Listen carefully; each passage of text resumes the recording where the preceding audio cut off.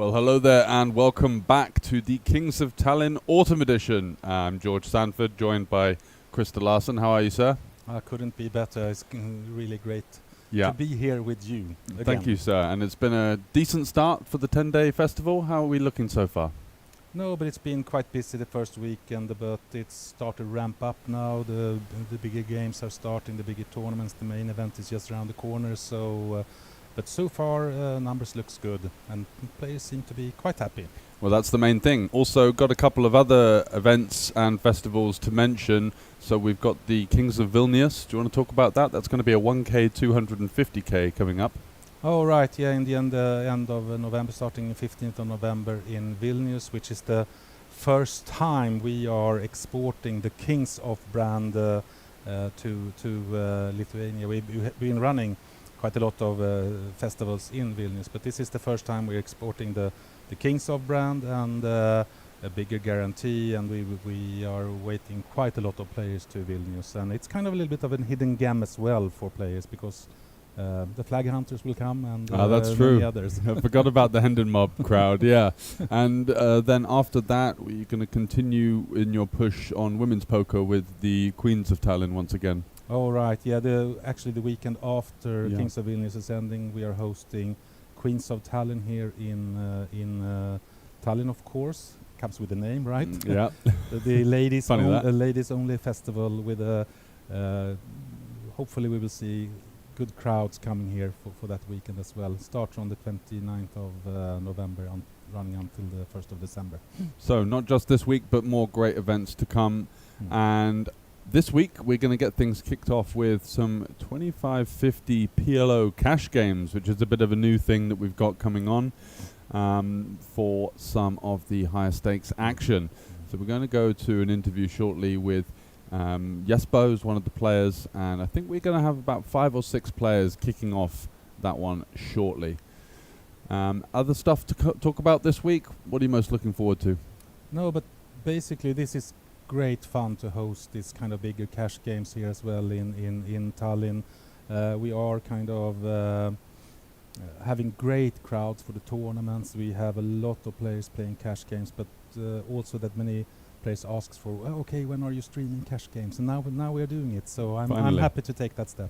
Absolutely. And starting with 25-50, it's a pretty big game, so looking forward to seeing that. And in terms of the cash game action that's going on downstairs, what can people expect to find down there?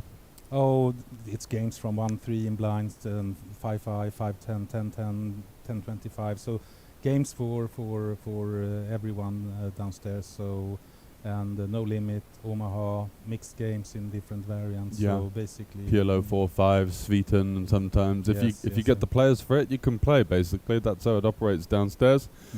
And that one should be picking up, especially going towards the weekend. So we're going to jump over to that interview, I think, quite shortly. So a pleasure to have you joining us at the high stakes cash game table. Is cash games or tournaments usually your preference? Cash games. Only? No, I play some tournaments as well, but mainly cash game. And mostly online or live? Both, but more hands online, of course. Yeah, for sure. But in this kind of game, do you change your strategy at all? Do you want to look to give action to get the invite back, maybe? That's not an issue for me. You're going to be in lots of hands, eh? I hope so. Okay. Depends on which cards I get. Okay, good stuff. So promising some action. Looking forward to that. And are you going to be playing any tournaments potentially this week? No. No? No, I don't think so. If it's not... Oh, maybe the 5K actually. There you go. Maybe, but probably cash games instead. Okay, so I hope to see you there. Thanks for joining us. Thank you, no problem. Cheers. And here we are, getting things underway. There might be a couple of familiar faces around the table there. You've got Omar Ijach, I think is the... Yeah. Forgive my pronunciation. That good? Omar Elias, yeah. Elias, Yeah. okay. I think. Yeah, WSOP bracelet winner. High stakes player, plays both Hold'em and PLO, hailing from Sweden. Not too sure on Mehmet's background, but interested to see how he gets on. Teddy's got his... Mehmet is actually just coming from Cyprus, from Turkey, and a well-known player on the tour. Okay. So he's playing quite a lot of tournaments and also cash games. Fair enough. And Jesper, we already heard, right? He's a Swedish guy. Yeah, plays a lot of cash games by the sounds of it. Seemed like he was grinding a lot of live and online.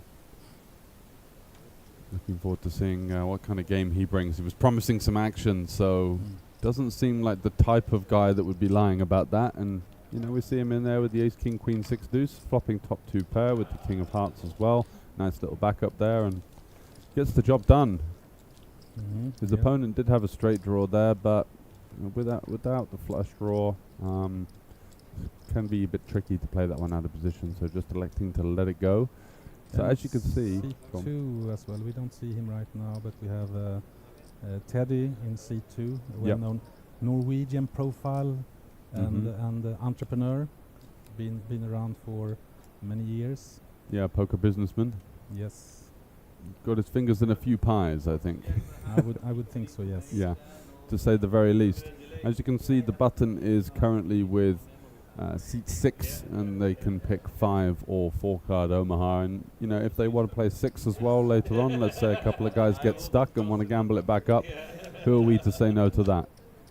So Teddy opening it up with the ace, queen, queen, 4 deuce.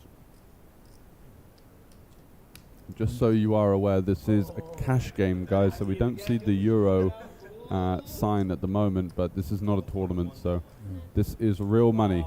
200 euros a piece going in here. For sure, and we see Tom as well, you know. I think, actually I don't know, he runs with the Maltese flag, but I think he's from Netherlands or from Curacao. Okay.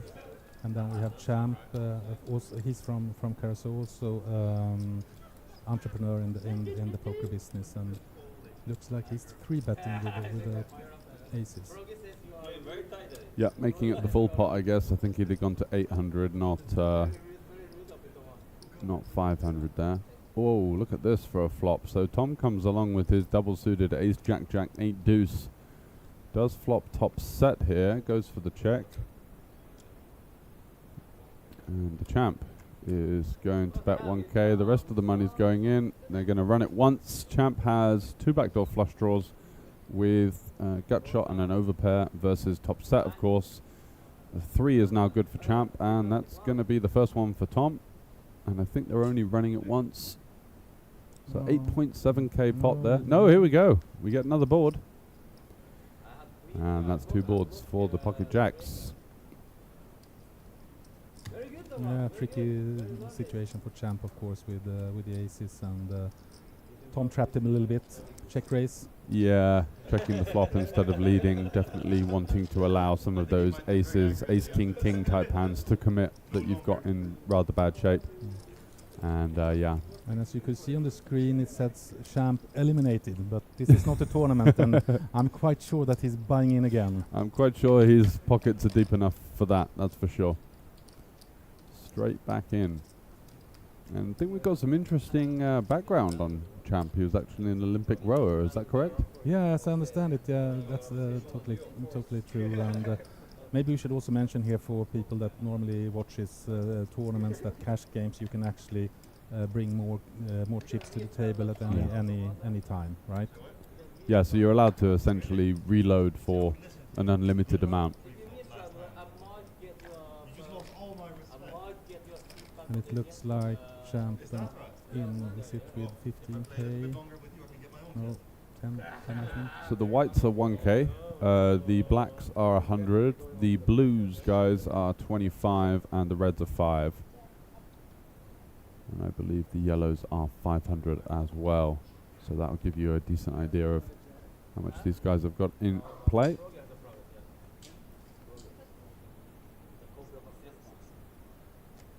Champ is going to fold the ace, king, 10, deuce, deuce with 2 high suits. Interesting. We haven't mentioned, we mentioned Omar, yes, also a Swedish guy, former World Series of Poker Europe winner from last year. Yep, that's it. Very much a well-known name on the circuit now in terms of the higher stakes tournaments. Yeah, and cash games. Yeah, so we're very likely to see him playing maybe the 5k later on in the week and a couple of the events like that. I guess it depends on his appetite for cash games. Yeah, exactly. Let's see how much action he gets in these types of games that we do have running throughout the week. Today's going to be kicking things off. Have we had any action up till now downstairs? So you said that there's a VIP section, not the VIP section, but a higher stakes kind of area. Yeah, it's a high stakes area, concluding 4 games. Games was running yesterday as well, but it's kind of kicking off a little bit with this cash game here on the feature table on the first floor of Hilton, and then the other tables will run downstairs inside of the casino. So we expect some real action here during the week. Absolutely. So Jesper turning his kings into a bluff there and getting picked off by the straight of Omar, who said, you know what, pal, if you got king jack, then so be it. So nicely played there by the Swede.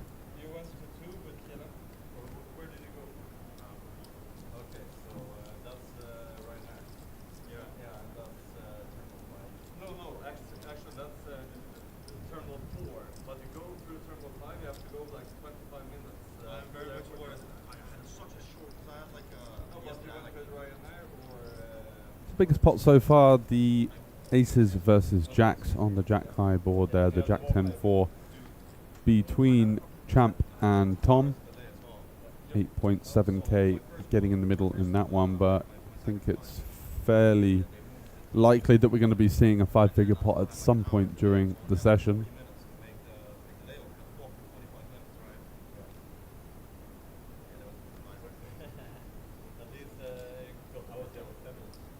Folds to Mehmet. Beautiful hand on the button there.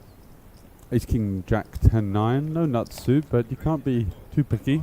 No, that's a totally brilliant hand when it comes to 5-card on hard. You have so many options over the high. Full houses, all the straights, and yeah, just so much high connectivity is exactly what you're looking for. Jesper looks like, as he promised, not afraid to get in the mix. A lot of people would just fold this from the big blind, but he's gonna be a bit more stubborn and see a flop, and he does get himself into a little bit of trouble here. He's up against top pair flush draw, and he's got this kind of domination situation.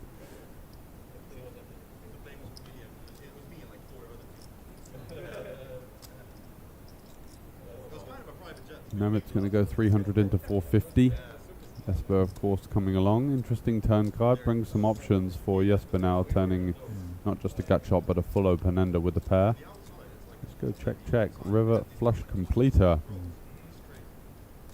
Jesper snap checks. Mehmet checking back the king high flush there with the jack blocker. A little bit on the more conservative side, I would say. I actually like that play quite a lot. You do? Yeah, of course, it's a paired board as well, and you don't have the nut flush, so... Sure, but then if you're up against a guy that's defending and playing a lot of hands, he's going to have lots of worse flushes. He's maybe going to raise pocket jacks on the flop. Lots of his jack 7 is going to get raised on the flop.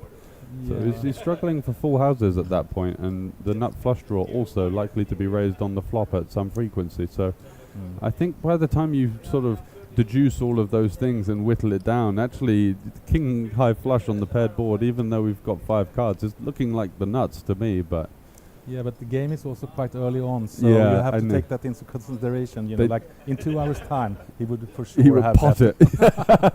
Yeah, okay. So I think that you're right. There is an element that maybe we didn't discuss up until now for TV table games where you do get that kind of slow settling in phase right at the start.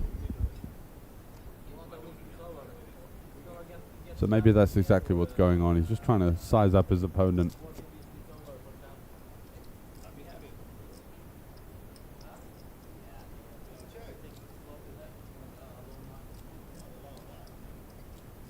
Some of these shots, we just saw that one there of Teddy, the production quality is really ramped up since the last festival. It's looking really good here. Yeah, I think the production team is doing a great job, and it looks better and better for each and every event we are doing. So it does. Yeah, I'm happy.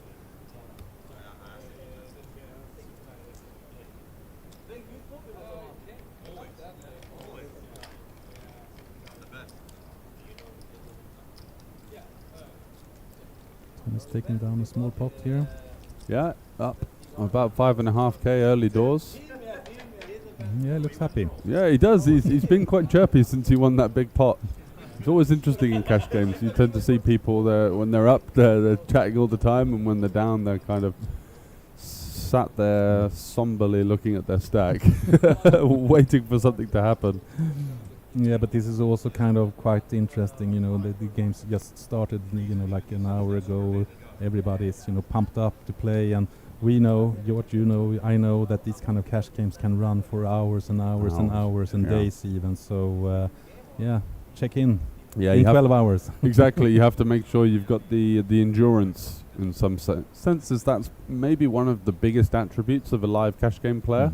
It's not how good their top level ability is, but how often they can play their kind of B/C game and hang on in there, because sometimes these games can go until 5 a.m, and that's when you start to get, alcohol involved and a bit more gambling. Someone's down 20k, he wants to flip you, and there could be some opportunities that arise for the types of players that stick to the green teas and stay in solid mental shape.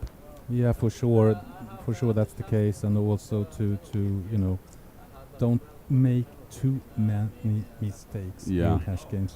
Keep the game solid, because in these kind of games it's often a couple of pots that might define your whole destiny. Session. Yeah, exactly, the whole session, and sometimes even when you get games that get quite big in one night of the week, can even define the entire week here for these guys traveling over. So Omar has both players with a bit of a piece. Jesper is going to go for the pot size bet on the turn. He's got a straight blocker. I think Omar might consider to fold this one, of course, but he has also the flush draw and of course the bottom pair. Yeah, it's one of those hands though. When you improve, you're never that comfortable, right? No. Because even the 8, which would give him the straight, right? That brings in 9-10 now. So. The heart is not so clean. We can see that Jesper is going for this really nice semi-bluff with the ace of hearts here, because it gives him bluffs on the heart river. Yeah, he's also having the straight opportunities with an 8. Makes him quite happy, so I hope Whoa! That is a fearless jam. I was not expecting to see that, and Jesper just simply has to fold, right? Yeah. Yeah, that was What a play. What a play. That was the least likely scenario I thought was going to happen. I thought, okay, he's probably going to fold, maybe then call, and then I didn't even consider the all-in. So that's why he's there. Yeah, exactly. And I think call is, in this situation, as you said, it's so tricky to get some value out of it. Even if you hit the river, it's... You're out of position. You're kind of guessing on even most of the cards that improve you. Yeah, and actually it's... Basically, when you hit, you can even get in a worse position, of course. So I think that was a brave move. I would most likely have folded. Yeah, I think so. But I guess this was his chance to win the pot clean. Exactly. And maybe he knows his customer as well. Both of these guys are very experienced players. So Mehmet there with 4 diamonds. You don't usually want to play many of these. Well, Teddy's playing a bit tight, isn't he? Ace, Queen, 10, 5, 4, double suited. Yeah, that was very surprising. Yeah. Just get two dangler to his great hander. Need to go and get him a coffee or something. It's been a little bit of a passive and quiet performance so far from Teddy.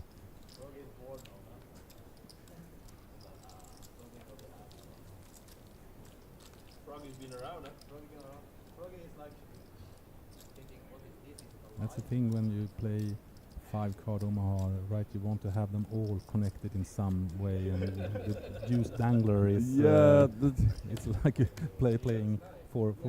It's like playing 4.5 cards, isn't it? Basically, yeah.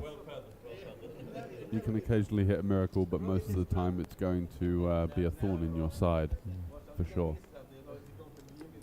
Yeah, especially when it's connected to the second nut flush. Mm-hmm. Then it can be really dangerous. Or the king deuce in spades.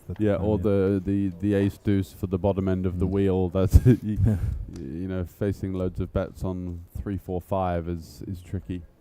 So Tom with trash, easy fold.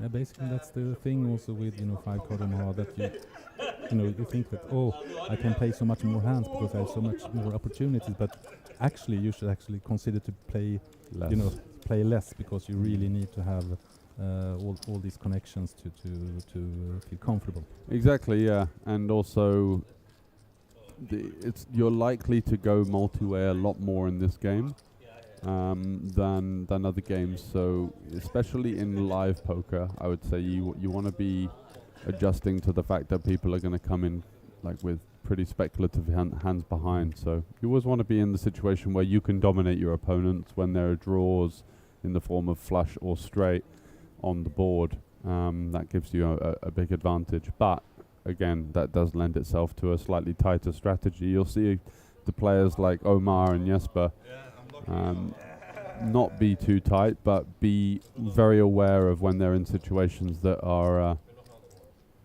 not going to be too profitable for them. So let's see. Teddy finally getting in the mix. He's limping in with the ace 5-5-4 deuce. Try suit.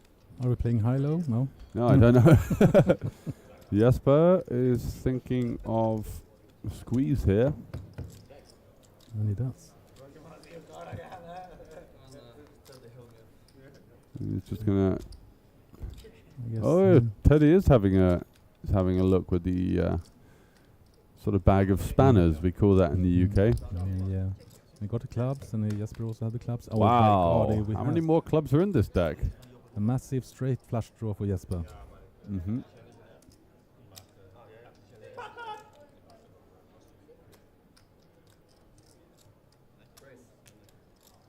Oh, he's raised. Small raise on the turn.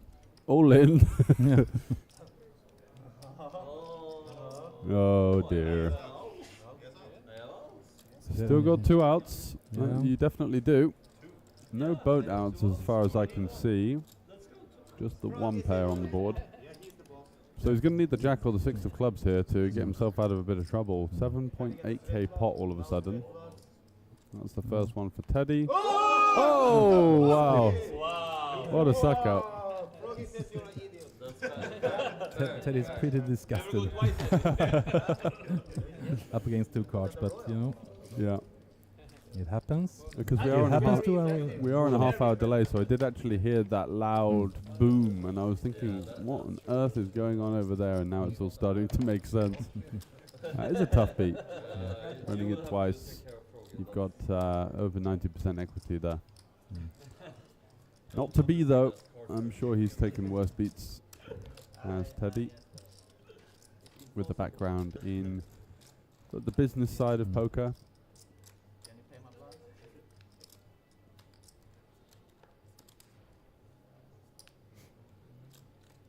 Yeah, we see some early action here. The game started just an hour ago, and they are not afraid to put the chips in the middle. No, absolutely not.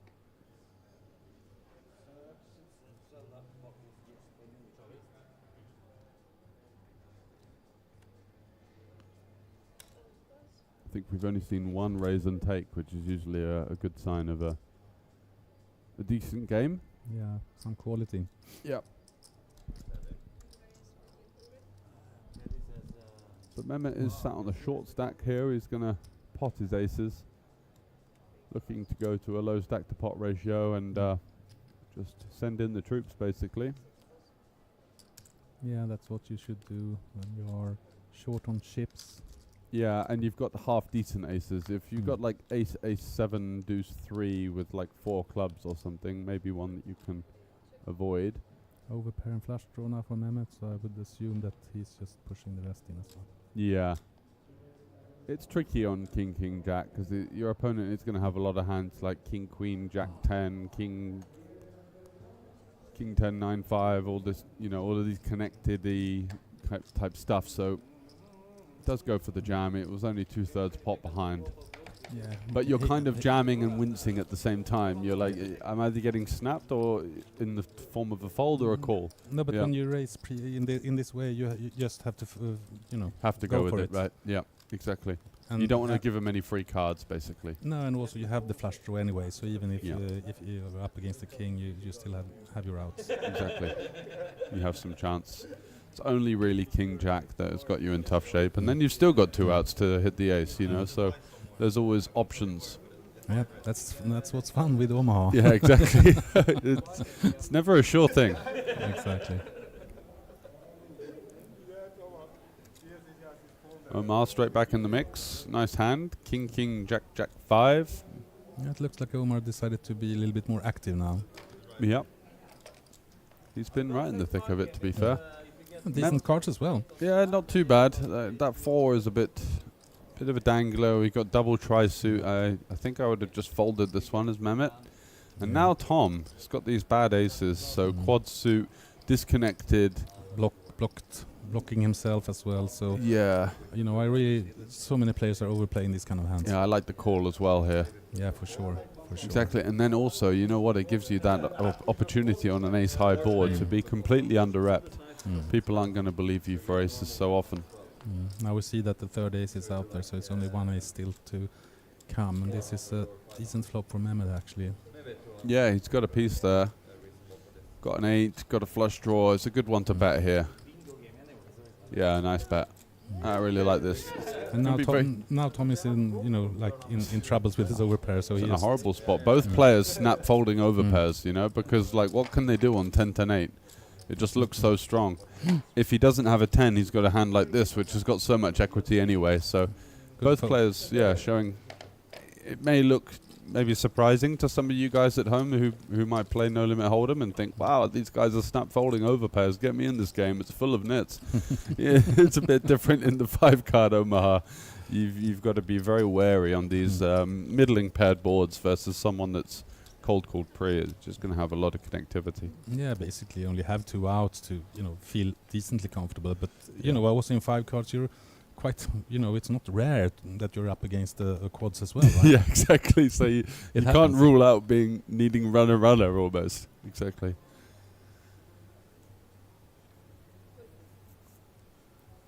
So Mehmet with the tri-suit hand. I think he just fold that one. Yeah, in this position. Looks like he wants to play. Yeah, he's winning a couple of pots now, and momentum is underrated in poker. Gonna go for a momentum limp. No, was it a straddle as well, no? Okay, so he's limped on the straddle. Looks like Omar's in the 100 straddle. Yes. Tom completing with absolute garbage there. The King 8-8-6-3 might have just let that one go. You're going to be playing out of position for the entire hand, and you're so disconnected. Bad suit. Lots of cards to keep track on now. Yeah, we'll do our best.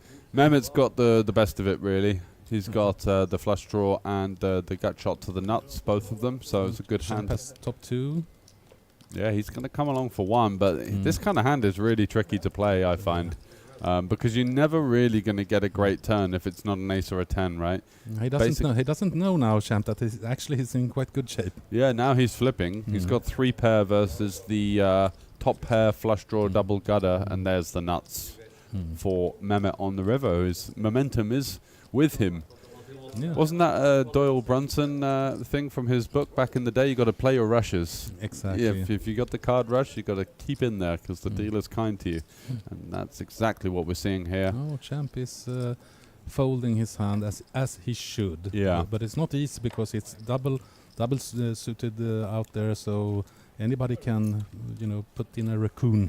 Yeah, I mean, I would argue that you could fold the flop with this kind of bare ace-10, no straight draw, no flush draw, 4 ways. It's a very tricky situation. I'm not sure if that's a bit too tight, but it feels like you just can't really improve. And when you do sometimes, let's say he's got aces or 10s, and you improve, you can make boats that aren't the best anyway. No, it's extremely tricky to get value out of that kind of hand.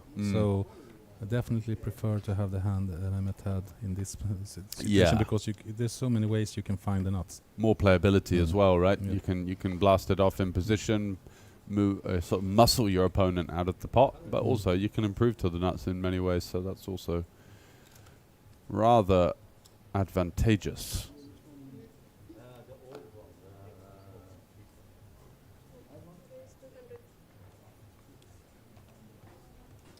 Yeah, and also we can see that Mehmet can also put his watch in there, if needed. Yeah, I think he's got a lot of bling there. That bag looks like it could be worth a buy-in on the table as well. Yeah, for sure.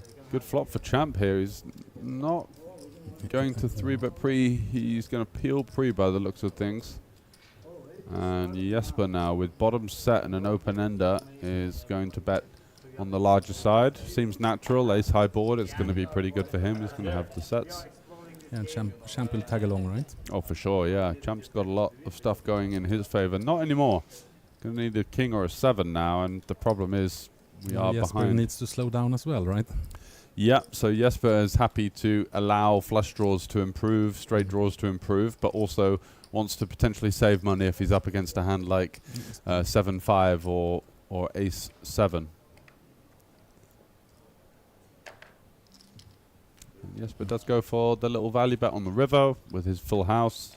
Very comfortable in the fact that that's going to be the best of it at that stage, versing the turn check, river check line.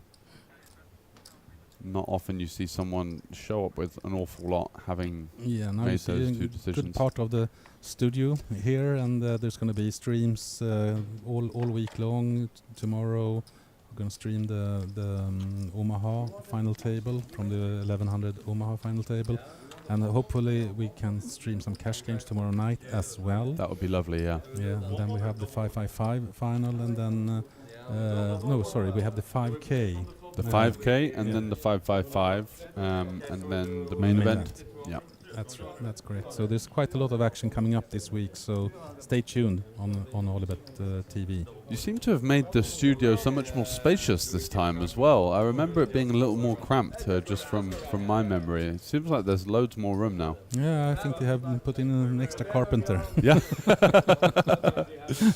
some local tradesmen been getting good business. Good stuff. That's what we like to hear.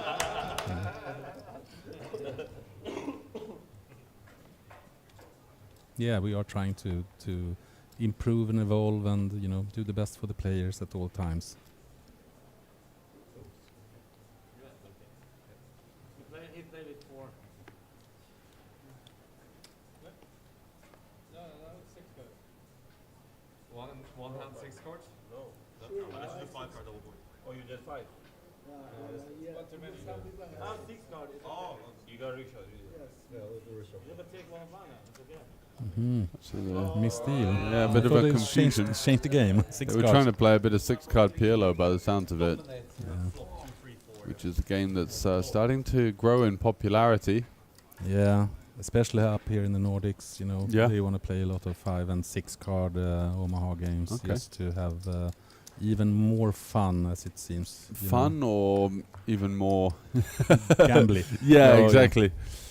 No, I think personally I'm a little bit old school. But I prefer maybe 4. I prefer 4 and 5. Yeah, 5 is okay. 5 if I'm feeling spicy, but mostly 4. Yeah, I think 4 is a brilliant game. I think 6 gets a little bit static sometimes. Like you flop the nuts, you have to fold because you don't have any backdoor draws or whatever. It can be a bit silly, I think.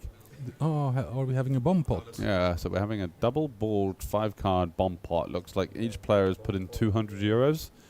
So we're going straight away to the flop, and it's 1.2k in there. Right, so these are interesting. You've got the monotone board at the top, and then you've got the King-Jack forward, really draw-heavy 2-tone board at the bottom. So what are good hands here? You want to have a flush at the top, of course. Maybe King, Queen, Jack. King, Queen, Jack. Yeah, with the Queen High Diamonds, that would be ideal. Any set, so a set of kings is looking pretty good. Got equity on both regardless, and you can potentially use that hand to knock out some of the weaker flushes if one guy is maybe only playing one of the boards. So what happened? I think that Omar bet, right? And somebody followed. He only bet 500 into the 1.2, and he's got 3 callers by the looks of it. Actions checked round on the turn. It doesn't look too comfortable. Yeah.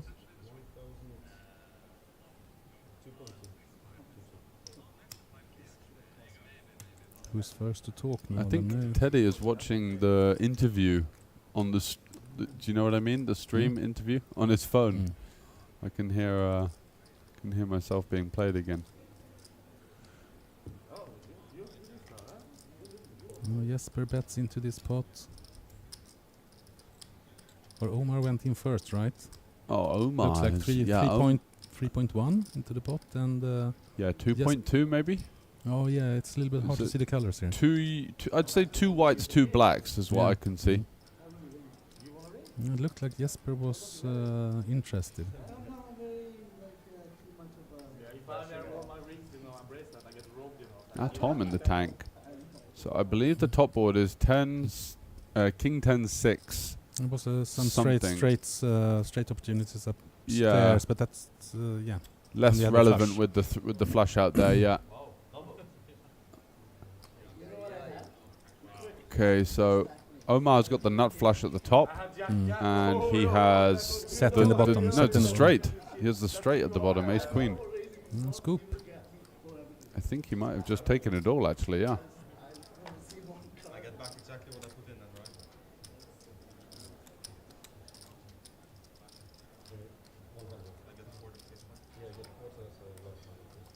right? And Tom's also got ace queen, so he's going to get a quarter. Quartered, yeah. Yeah. 75% to Omar and 25 to Tom. Then. Jesper had the 9 high flush with 3 diamonds. And then on the Blocker. bottom he had queen 9 for the second nut straight. Oh, that's tough. Yeah, That's yeah, tough. So he had a good hand on both boards. I think if he just had the diamonds, he might have found a way out. But with the second nut straight as well, quite unfortunate for him to run into nuts on both boards.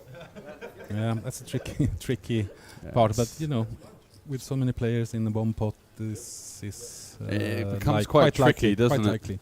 Yeah, it becomes very tricky to figure out what's going on. Yeah, even for us. Yeah, I mean, we couldn't even keep up with the cards, so these guys have got to think on the spot for thousands of euros. Certainly not an enviable spot to be in these kind of tricky-ish games, such as 5-card double board. Yeah, I would assume that Omar has kind of doubled his stack more or less. Tom as well. We don't have any updates yet graphically on progress in chip stacks, but I would think that Tom also is in the black, and also Mehmet, of course, starting with a little bit less chips, or he might have had a little bit unfortunate things happening before we started the stream. So I think True, they had about 20, 30, 40 minutes, I'd say, of warming up, splashing about.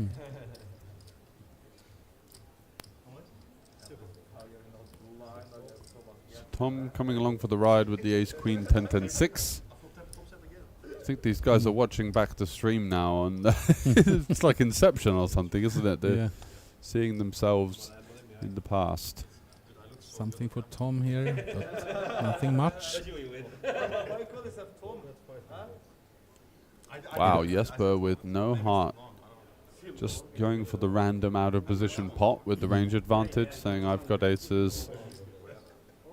It's going to be very tricky for Tom to come along here, actually. Yeah, I mean, but he has a pair of tens, of course, so, you know, yeah. Yeah, he does come along. That's brave. I thought that maybe he would call sort of 200-300 and fold to the pot size bet, but does stick around for one more. And Jesper waves the white flag. Yes. Now Jesper, can he represent anything? Nope. No, he tried on the He flop. tried.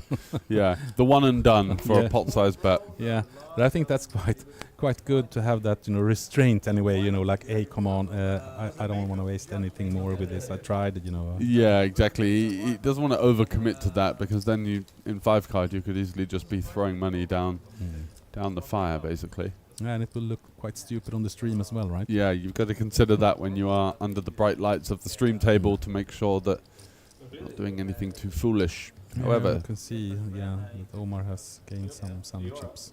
Yep, so Omar with the bomb pot winning 75% of that pot. He had the nuts at the top and the nuts at the bottom. I believe it checked round on the turn, so he led out for 500 into 1.2k with nuts and gets 3 callers. He must have been thinking, wow, this is Christmas come early. Goes for the slow pay. 2.2. Yeah, and then bets 2.2 and gets 2 callers on the river and gets the lion's share of that. So that's why he's got so many chips in front of him. I believe he's in for 5k. Champions limping in. Potting it up. Omar's going to come along with it. Oh, I like his hand. Yeah, it's kind of decent. It's 7-7-6-6-5, so connected. I would trade a 6 for a 4 instead. Oh yeah, the 7-7-6-5-4. There we go. Yeah, gives you a few more options. Right, swing and a miss for everyone apart from Champ, of course, with top set. Yeah, I guess this will be very, very quick. Yeah, Jesper really couldn't have any less of this board, could he? He's got Jack High. It's tough to have Jack High in 5-card Omaha, but that's what he's got. Easy win for the Champ. Yeah, and he's quite disappointed. Yeah, got no customers with this one. You do want a bit of action, don't you? He does block the second set, which is unfortunate, because it means that it's going to be less likely someone's got queens, which is the hand that you really get all the value from, and then also ace queen was another hand where you would get at least 1 or 2 streets, you feel, plus the ace of clubs as well. So he almost had a bit too much of it on that time, but you know, picking up 500 euros in a couple of minutes, it's not a bad hourly. It's not.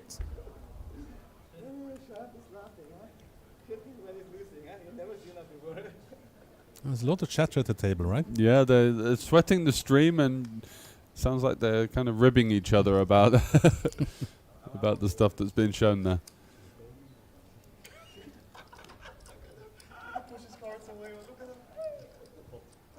Yeah, Teddy's playing quite Very tight. so Yeah. Not seen anything from him really. No, from like that position. Yeah. No surprise there.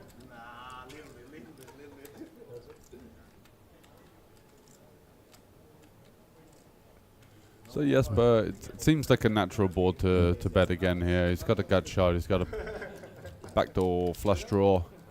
The 10s can come in handy on all sorts of runouts as well. You know, any kind of 8, 7, Jack, King, Queen. You can turn some equity or at least future blockers. So nicely done there. Yeah. Dry. He likes to test the waters. He on the does. top. He's a very stern player, isn't he? This pot c-bet, you don't see that very often because it's ace-9-3 rainbow, you know. There's not many draws there, so it's like if you really had aces, would you bet so big? You know, do you want to? But then on the other side of the fence, at the higher aspect of the strategical side of the game, he has the big range advantage, and so you want to put more money into the pot. Yeah. But in practice, humans usually play a bit different than that. If they've got top set, they'll chuck out a third pot and just try and keep their man interested or keep him in. So, Champ it's kind of an okay hand. The 6 and the deuce really devalue it. I'd usually just fold this one. He does. Especially in under the gun position as well. Yeah. Omar getting in the mix. Mehmet again, a little bit loose passive with these kind of hands. It's not the best hand to be coming along with the you've got the ace and the king of the same suit, tri-suit. The 6-5 don't do an awful lot for your hand. Oh, look at them. And Let's see the flop here. You know, looks like Teddy can hit Teddy the low is flop. playing a hand, he's sort of hit it, but Mehmet's also got trips. Yes. And Teddy has an open ender with a 4 and the backdoor straight flush draw. Yeah, the overpair for Omar. So Yeah. much for him. So looks like Mehmet should take this one down, right? Yeah, just gonna have a little half pot stab multi-way. Don't see Omar continuing here with the 7s. Could be wrong. No, just gives that one up. 13.5k stack is a nice position to be in. Yes, continue to build Mehmet. Yep, absolutely. The game is picking up, but maybe a little bit. Starting to see a few more multi-way pots, starting to see a little bit more action. And that's also why I quite like having this bomb pot on the rotation, because sometimes the game can naturally get a bit stale sometimes, can't it? You know, everyone's kind of like a chess game, evening each other out. And then you get the bomb pot, and all of a sudden there's thousands just flying in there, and no one really knows what they have, and we don't know what they have. no. And it's great fun. Yeah, exactly. Apart from Omar, for example, he was fairly confident he had the best of it. The nuts on both boards is going to be a rather strong hand in that format. That goes without saying. Going to be sticking with 5 cards here. All smiles. It's good to see, isn't it? It's quite nice. Sometimes I've commentated on cash game streams that were even lower stakes than this, and people are taking it a little bit too seriously, and there wasn't this kind of joyous feeling in the air. Teddy's calling, racing to min race. Jesper's tagging along. Is Omar going to squeeze it with this hand? I think he's got a good opportunity to here versus this min raise. Teddy's just never going to have like an amazing hand, in my opinion, with the min raise here. It's a bit of a sizing tell. He does call, also really loose with the kings, with the poor side cards and try suit, trying to flop a king basically. Oh, and nuts for Omar as well. Yeah, nice check here. Nice check here. He's got both backdoor flush draws covered. He's got a 9 as well. He's not really worried about any turn card apart from a 10. Perfect card. Yeah, nice card for him. Oh. He's going to go for another tricky check. How much is behind here? So, yeah, 2.1k in the middle, 2.5 behind. Now I guess you're obliged to go for a bet. You have to. Yeah. I got to see your hand anyway.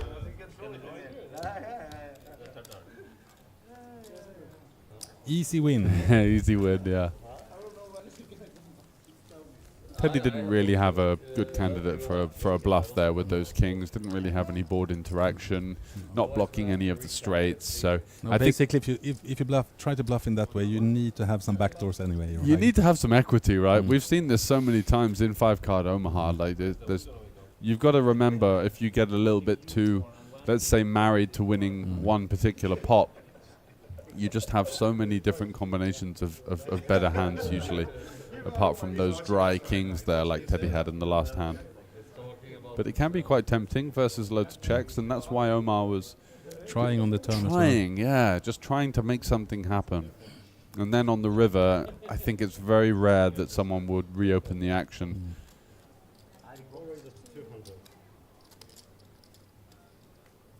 Yes, Jesper want to open up and see bet.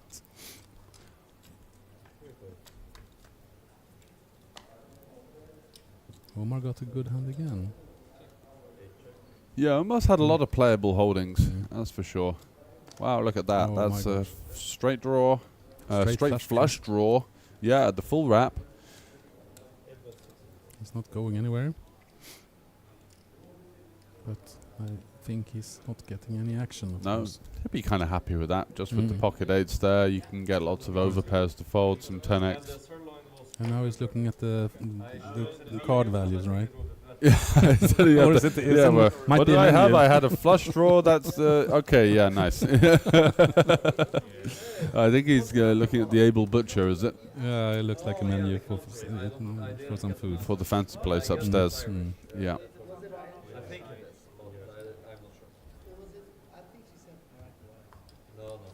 These guys get the food comped, right, as part of the game? No. I don't want to talk about it. It's too expensive.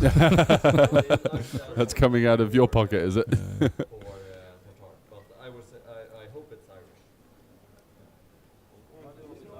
They should have something when they sit on a stream table, right? Absolutely.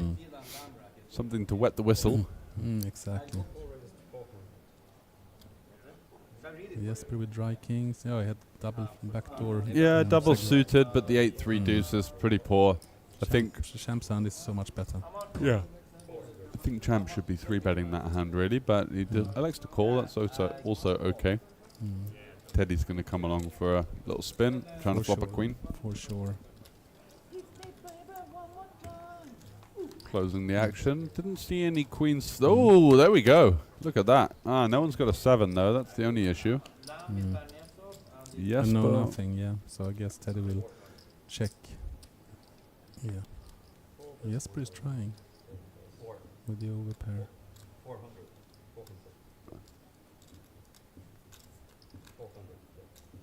Oh. He has to call. Oh, it was 400. Ace. Oh, that's was a one scary card that Teddy didn't want to see. Actually, was the ace. Neither did Jesper. No, exactly.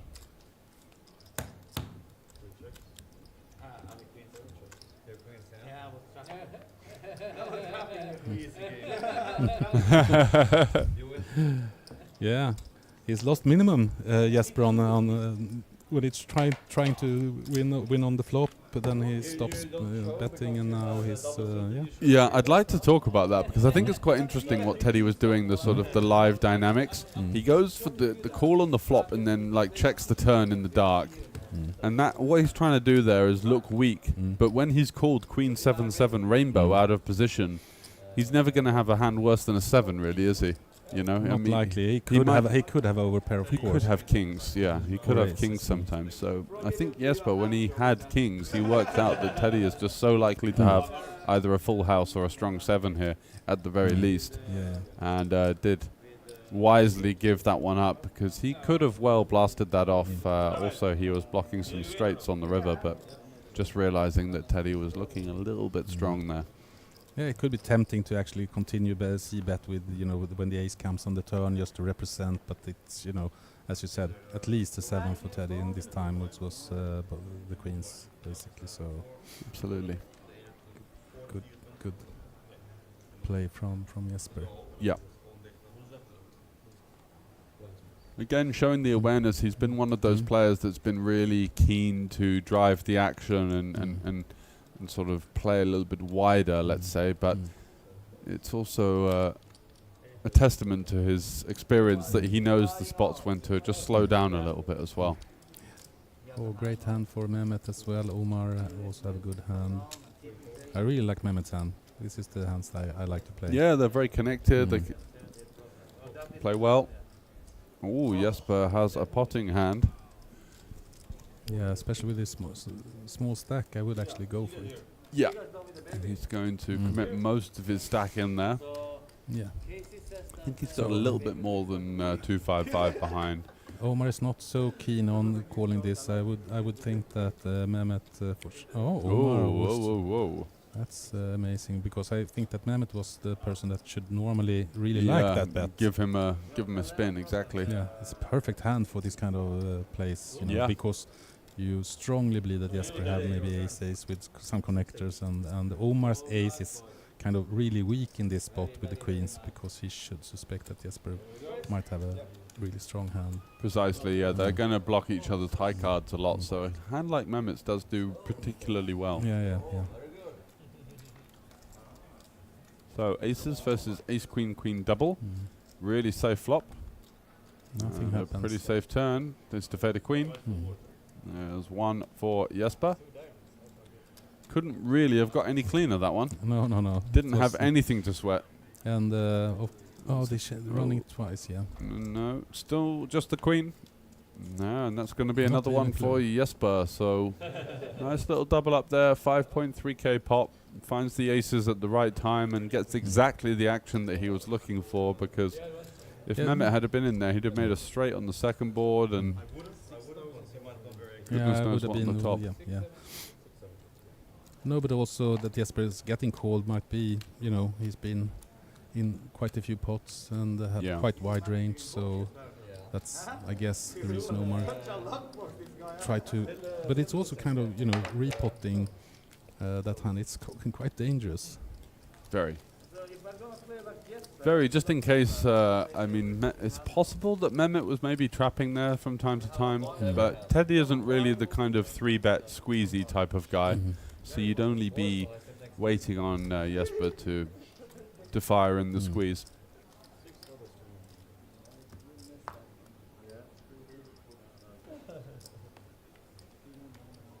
Yeah, but it was really dry boards. Certainly was. Easy runouts for Jesper and easy money. Tom has been a little bit quiet now. Yeah, not seen much from him. Champ as well. He was active in the start. Really, and yeah, exactly. And Tom was in most of the first 10 hands, and since has maybe had a bit of a lull. Let's see if he's going to jump in here with the Queen Jack 9-7-5 double. Under the gun, maybe not. I think he's in the straddle, actually. Oh. No, I think actually Champ was a little bit eager. Yeah, potentially. Might be having something half decent there.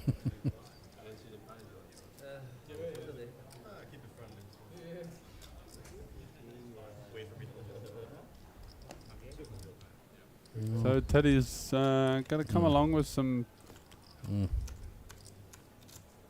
Pretty speculative stuff. The 10-10-7-6 deuce. I guess you've got a little bit of medium connectivity there, but the suits are essentially meaningless when you're playing 5 ways. Yeah, definitely. And Tom is going to complete. Everybody sits in the middle. Yeah, there's Tom. He's got trips now. We're not sure on Champ and Omar's hands. I'm sure Omar is going to have something relatively decent, considering he's flattered the cutoff. Yes. Can have a lot of decent hands here. Champ also hit the queen with ace king, so this now we can see some action most likely. Wow, and Omar's going to be the one betting 5 ways with the bear overpair here. And the 3 blocker, to be fair. 2 backdoor flush draws, so it's definitely got some... Yeah, but it's interesting because he limits the bet to 300 just to get some information, so...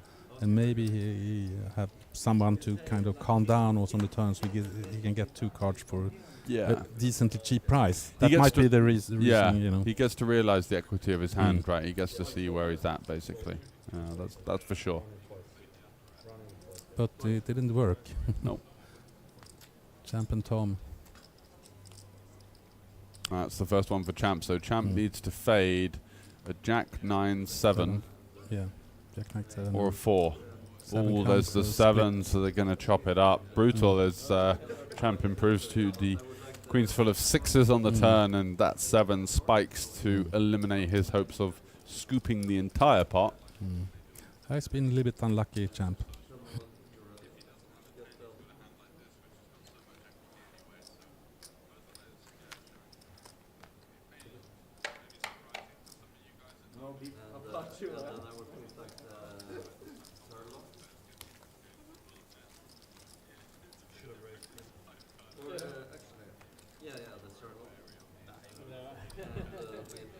So George went out for a short while, so I'm sitting here with Scott Kenyon. Welcome. How's it going?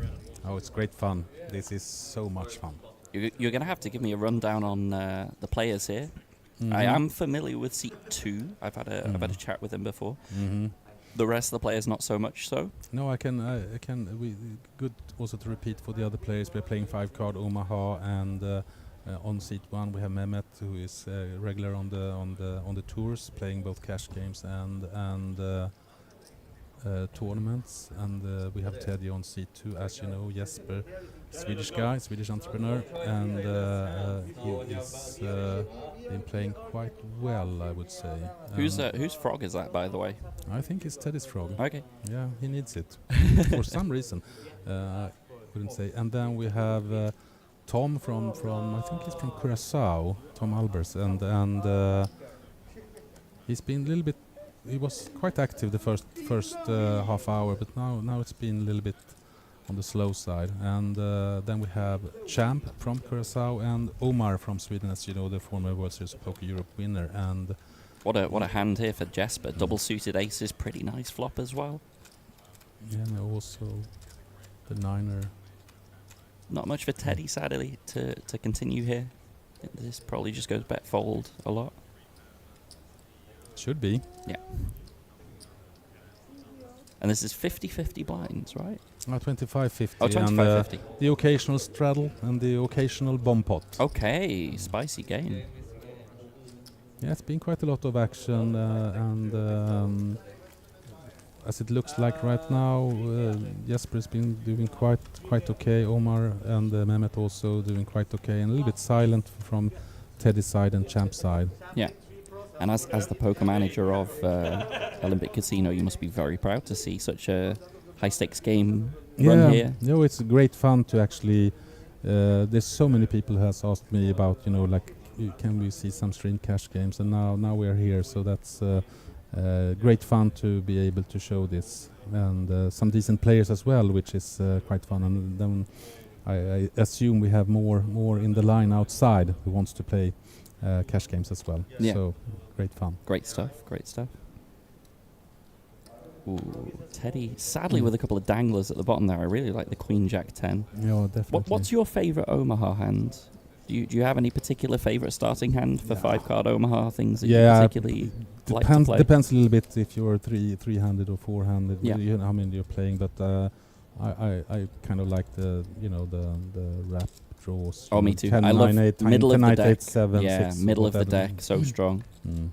Omar here with aces, but not the best aces I've ever seen. Just one suit, a couple of danglers.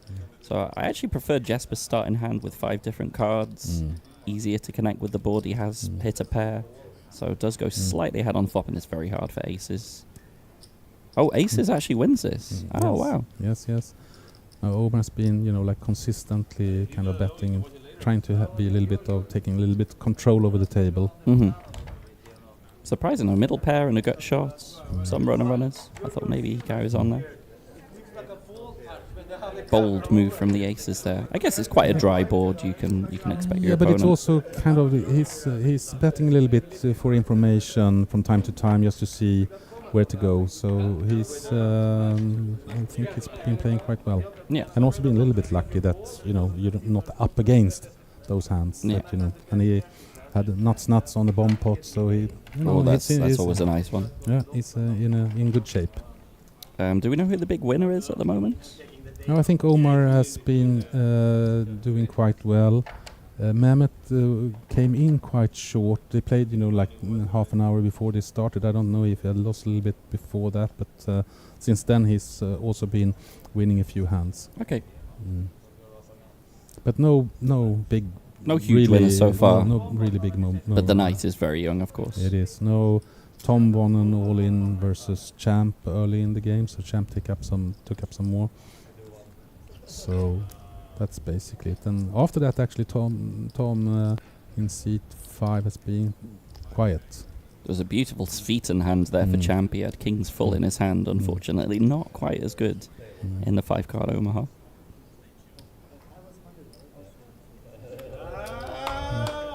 Mehmet fold, Jesper. No one's interested. And you're quite a big Sveiten lover as well, aren't you? Yeah, not as many other Swedes, but of course I like to play it. It's quite fun. Do you ever envisage maybe a high stakes Sveiten cash game at some point in the near future? Yeah, if players want to play high stakes Sveiten, so of course it would be quite awesome. And it looks like we got a bomb pot here. Yeah, we have a bomb pot. 200 euro, very juicy. Yeah. Had little problems with the graphics on the last bomb pot. It was quite a lot to keep. So is it single or double board for the bomb pots? It's double. Double board. I can understand there why the graphics there might have some problems with that. Maybe need to make the reading space a bit bigger in the middle. yeah. Or we can just live with it. Yeah. Right, so straight to the double flop we go. Hopefully some nice connectivity for a few of the players. It's Jack 8-6 rainbow for the first one. Oh, so now you have 7-9-10 in your hand. You're quite happy. Let's see if it connects. Oh, 6 is very nutty. If someone has that out there. Yeah. Yeah, so understandably the readers are reading the first board. Oh no, they are reading the second board. Let's go. Yeah. Nobody has. No 6s. 9-7. Oh no, Tom has the 6. Oh, Tom has the 6. Tom has king 6. Wow. Yeah. Now we will see some action from him. Teddy with aces. We have Mehmet with 9-7, which doesn't make anything. So yeah, sadly I don't think we're going to see any. It's over before it here. starts. Oh no, we do. Wow, Jesper does continue. I guess king on one board, Jack on the other board. Yeah, now he has the straight and flush draw upstairs with the clubs, and he has kings and There's a good turn for him on the top. Yeah, it is. Bottom, he's obviously drawing dead on. Yeah. It's tricky now for Jesper to continue. It's a little bit tricky for Tom as well, though, because he has nothing going on the other board. Whilst he's very strong with king 6 on one board, the other board is not very much. He has a gut shot for a queen. Jesper's actually the one coming out leading on the turn. Yeah, he's just... he hits the flush anyway, so... Can he bluff Tom on the bottom? No, it shouldn't be that he's folding king 6. No. I can't see that really. No. But Jesper will try. This is the tricky thing, though. This is very tricky. Because he has absolutely nothing on the other board. Yeah. It's never fun. I'm obviously a bit of a mixed games player, as you know. It's never fun playing a split pot game and knowing that like I can only win half the pot at best. I know that I am drawing dead for this half. And maybe I win the other half, but that's really such an ill feeling to have. Yeah, and both the 8 and the Jack is higher than 6 on the. So. Yeah, I mean, you could just have pocket 8s, for example. Pocket 8s wins both boards at this point. Yeah, pocket Jacks, pocket 8s. That's even more likely. 9-7 gets there on one end, but yeah. It's not easy. I can actually see him fold here. Yeah. It's not easy at all to make this call for 50%. Yeah. Even though, with the size of the pot. The key thing as a split pot game player is obviously you want to always be playing for the whole thing. It's just such a disgusting feeling to have to call to maybe win half. So understandable he's taking his time. Yeah, it's also he have 7.7 in front of him and will left short if he misses out on this one. So yeah, a very tricky situation here in the bomb pot. But again, a bomb pot is a bomb pot, so everybody sees the card before, so you should expect to be up against something quite strong, right? Which means that folding here is not maybe the wrong move. No. Yeah, really tricky spot. Or will we see a crying call? I think he folds actually. I think both is fine. I mean, yeah, both is fine. It's just such an ill feeling to try and call to maybe win half, but knowing that half is definitely not coming to you. Doesn't look happy. Yeah, he's going to fold. He's going to follow it. I think that's fine. Definitely fine. He's obviously going to regret it when he sees it, but still, I understand why. I understand why. Totally get that. Yeah. And with that, I will leave this over to you, Scott. And George is coming back pretty soon, I think. So he will guide you through the evening, and I will thank for myself for now. Yeah. Lovely to talk to you, Crystal. We'll see you again soon. Yeah, see you, Scott, and thanks for being here.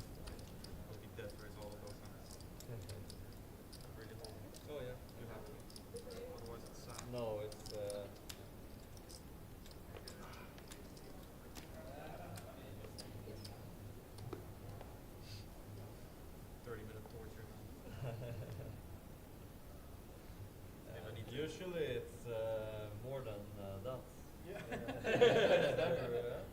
So that was an interesting one. Just saw that bomb pot there because the boards blocked each other so much. So like the boats that beat him were very, very rare. Yeah. So I do think there are spots where you kind of just have to call for the chop, and if you lose, then you've just been really unlucky, especially in situations like that. But I can understand why. It's pretty tricky. It's never fun to call for half the pot. Yeah. But okay, the way it played, like it did seem like his house on the board should be good. But I understand why he sort of backed himself into thinking that, maybe I'm up against some set of 8, set of jacks. Yeah. There were a couple of very specific hands that just had him ravaged on both sides, and not fun. So yeah, Krista gave me a nice rundown of the players that we have involved. It seems like a pretty fun lineup. Absolutely. Yeah. 2 very playable hands here. I'm surprised more money didn't get in pre-flop, but that is a card that's great to commentate on, because now you see how the best of the best do it, on these types of situations where he just has a 7. Yeah, it does feel like you do have to wave the white flag there, and the 7 is somehow good in 5 card here with these 2 premium powerhouse hands. I mean, they very much blocked each other, and I think that's why we've not really seen either of them hit the board much. But yeah, beautiful looking hands. I was saying to Crystal, like, sort of what your kind of favourite hand is and stuff. I always like 5 different cards, some good connectivity, obviously double suited, ideally. But I really like the middle of the deck hands. If you can have like Jack 10, 9, 8, 7 double suited, they just seem to drill the board. Exactly. This ace Jack 10, 8, 7 double tri-suit is just a beautiful hand. You just feel like you can't miss, really. Yeah. That's a great feeling to have with the hand pre-flop. So here you've got your fourth member, Barry Deer. Yeah, pretty good mixed games grinder. So That is a I've good basically addition. got 2 Hold'em grinders and 2 mixed games grinders. One of my team actually won the first event on the first night as well, so that was a good start. It was Yeah, the Alexander, the Yeah. Hyper Turbo event. He's a strong player. I've been keeping an eye on his progress with his streaming journey, and I think he's doing a lot of good stuff consistently. He's doing nicely. Yeah, and I've got Rasmus as the 4th teammate. Okay. He won the World Series ring for the mystery bounty that we had here in July. Lovely. So I think he's a very good, competent Hold'em player as well. Yep. So I'm pretty happy with my team. It's a good mix of, like I say, Hold'em and mixed games players. Yesterday was a very bloody day, though. We did quite some bullets, me and Alex, in the various tournaments. Very messy day. But it can be like that Yeah, sometimes. that's the way it goes, right? Yeah. But I see 2 of what would be your teammates. We're deep in the 350. I don't know if they're still in. Josh and who else? Dan? Dan, Yeah, Josh and Dan. And they had pretty good stacks from the looks of it. Yeah, so if you're tuning in wondering what the hell we're going on about, we're talking about the team competition, of course, which is running alongside the Kings of Tallinn this week. I believe 3% of the prize pool, or is it 2%? I believe it's 2. 2% is taken out of the prize pool and saved up in a kitty that just builds and builds over the week. And quite a mighty kitty by the end of the week, isn't it? Like 10k for the winner. I think each, so, yeah. Something like that. 10,000 each for the winning team. So that's why you will see some of the higher stakes players, sort of like Rupert-Tami, guys like that, in previous editions, just running around to max slate reg 150, which which you don't usually see. So it definitely gets the competitive spirits of the different teams. They've got lots of Finnish guys that come here together, play with themselves.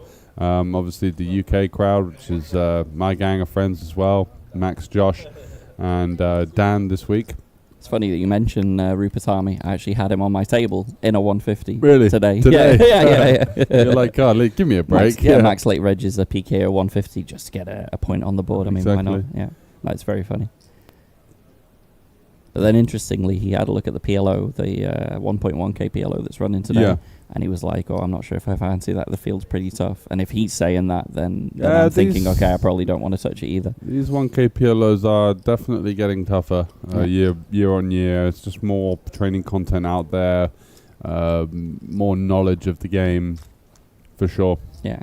I have to say the 250 horse was encouragingly soft yesterday. Yeah. Annoyingly, it just kept being those situations like in stud where you can see a lot of the information. Okay. And I'm thinking kind of how are they carrying on? And then they're just drilling it like every time. Yeah. You know, very frustrating. But no, encouragingly soft 250 horse yesterday. It's a nice perspective when you can look at people making mistakes and not be like, berating them, but thinking actually the game is very much well and truly alive. Well, this is one thing that kind of annoys me with a lot of players. You get a lot of players that will lose a hand and then proceed to sort of berate the player as to what they did wrong, blah, blah, blah.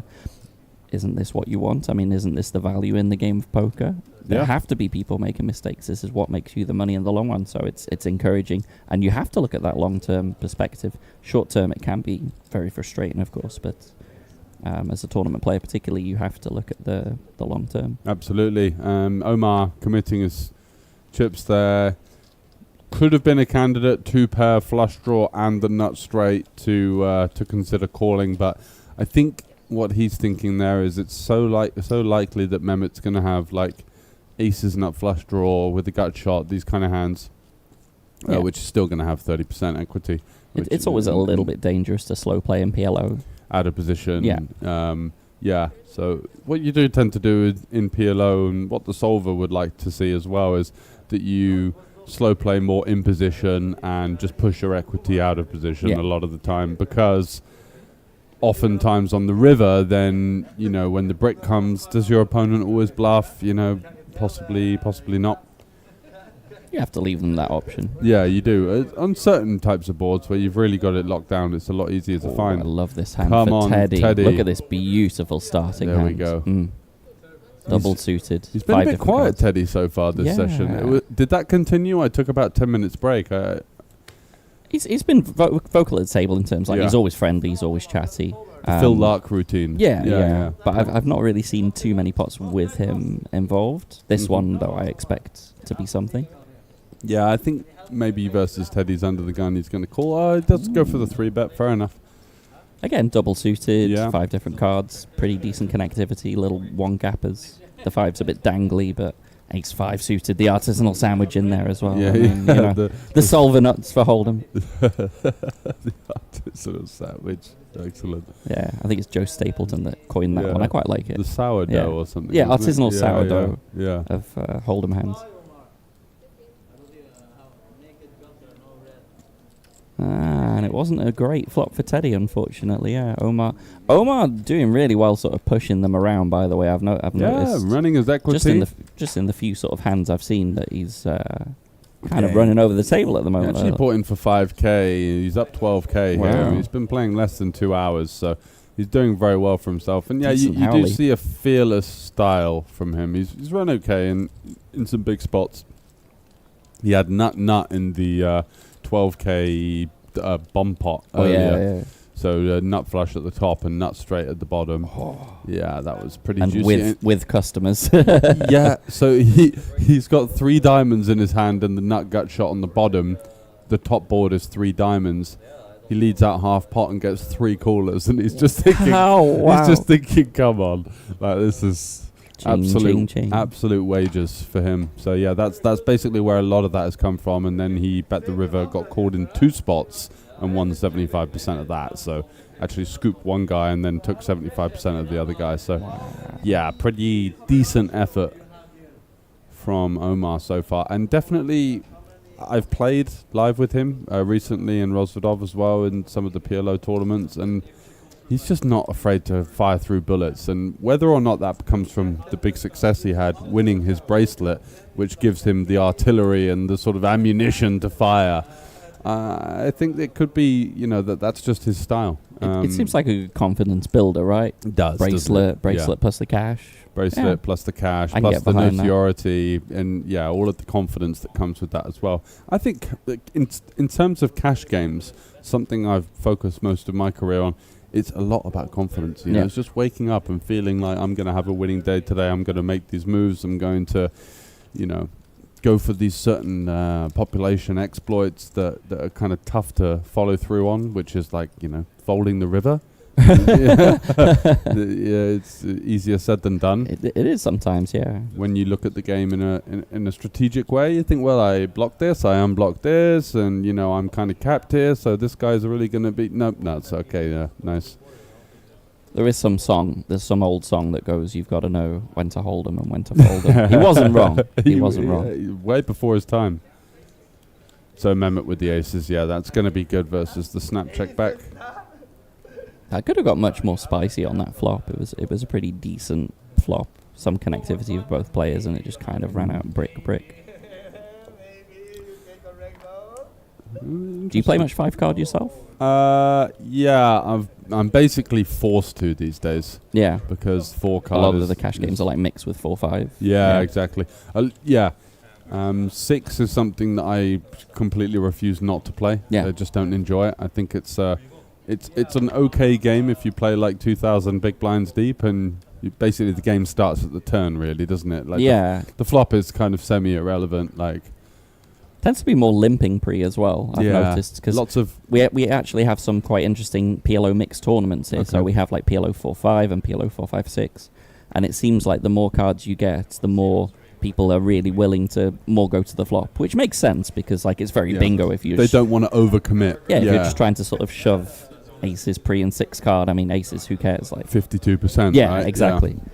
So it should be that it's more of a post-flop game. But yeah, I love it as well. 6-card is interesting, but like you say, it sort of begins flop turn. Yeah, it begins on the turn really. Up to the flop, it's all kind of a little bit anyone's game. And in terms of cash games, when it gets raked, it just becomes a little bit maybe unappetizing is the word. But don't want to put you off if it's something that you enjoy. Well, Teddy's just reloaded £2. Oh, nice. Apparently. He is minted. Look at what else he's got in that pocket over there. I'm sure you approve of the frog. Yeah, Teddy's of course. I'm big fan of toy mascots there. High morale. Have you got much of a duck collection with you this time? I'm planning on playing I've got a day off on Friday. Excellent. So I don't think there's much to play, but if there is, you can count me in. I'm sure there must be something. I think Let me there's have something, but I think it's a little look. 2-dayer. Might be the 555 or something. I'm going to investigate that for George right now. Yeah, see what we please, got on thank you. Friday. So Tom taking a stab at it. Oh, sorry, just coming along with the bare nuts. Yeah, good play. It's going to be in no man's land on over half the rivers here. Do you dabble with Sveeten at all, I George? do, but it's a day one, isn't it? So day two, I'd be commentating. Oh, are they doing it as a 2-day event? Looks like it. Ah. That's quite good for Sveeten, isn't it? It's like a Yeah. blockbuster. Yeah. You might be able to get Latero Oh, out you're of right. it. Yeah, it is a 2-day event. Might be able How to early does your commentary start, day 2? possibly. Because it's 1 p.m. for the day 2. Maybe you're fine. Maybe I am. Yeah, because that's a different one entirely. Yeah, we'll figure that out. I think we could maybe see George participating in Some the Sveeten. Sveeten event on What is Friday. it, a 350 or something? 250.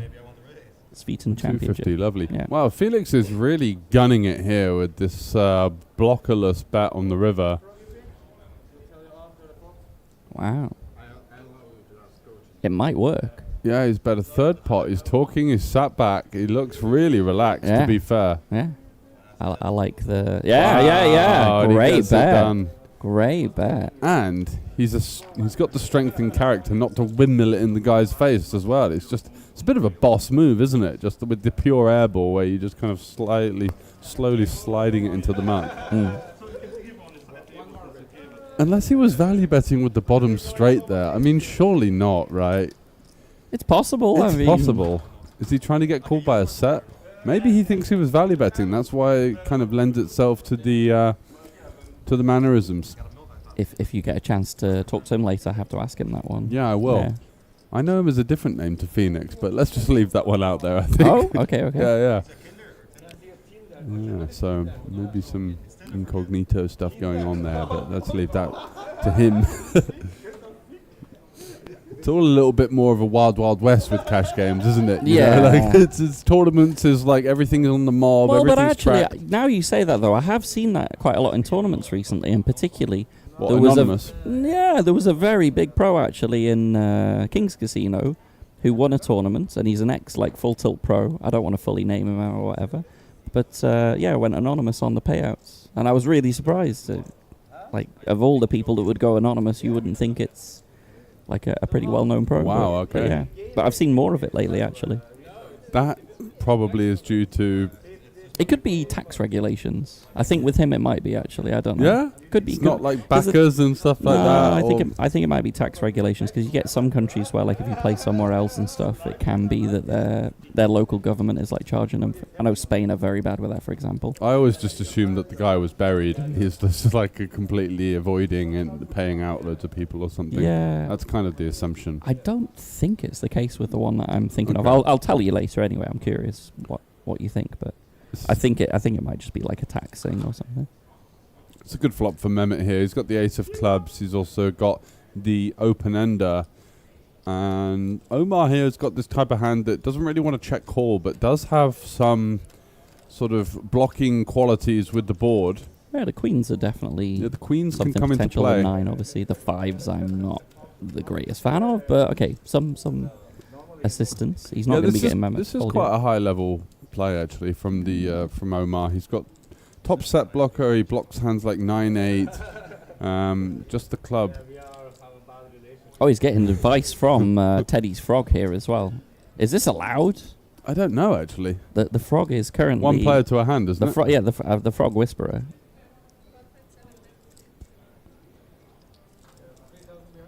And this bet is designed as a play that could potentially get Queen Jack with no clubs to fold, but also you do get continues from like hands like pocket 9s or pocket 8s. Or pocket 10s like he exactly has. Or Omar just absolutely floating him off with the Queen 9 5-5. Has he misread his hand, do you think? This is a strange one. Somehow I get lucky. This is a really strange one. I'm not sure what's happened there. I think he's misread his hand there. I He think he thinks he's got a straight He there. must have done, Yeah, yeah. Wow. The frog gave him great advice there. Hopefully that there's some percentage there for Teddy as well. Yeah, the flop lead I really like, but then the turn It got very check confusing. call was just it was way off piste at that point, wasn't it? I think something must have didn't even gone have very two pair. wrong there. Yeah, I think he thought he had Queen Jack. I think that's my guess. That's the only thing that makes sense, right? Yeah. How bizarre, chat. Even in the 50-50 streets, mistakes will be made. And that is a fantastic thing, again, with the beautiful game of poker. It doesn't matter what stakes you play. There will be some mistakes made along the way.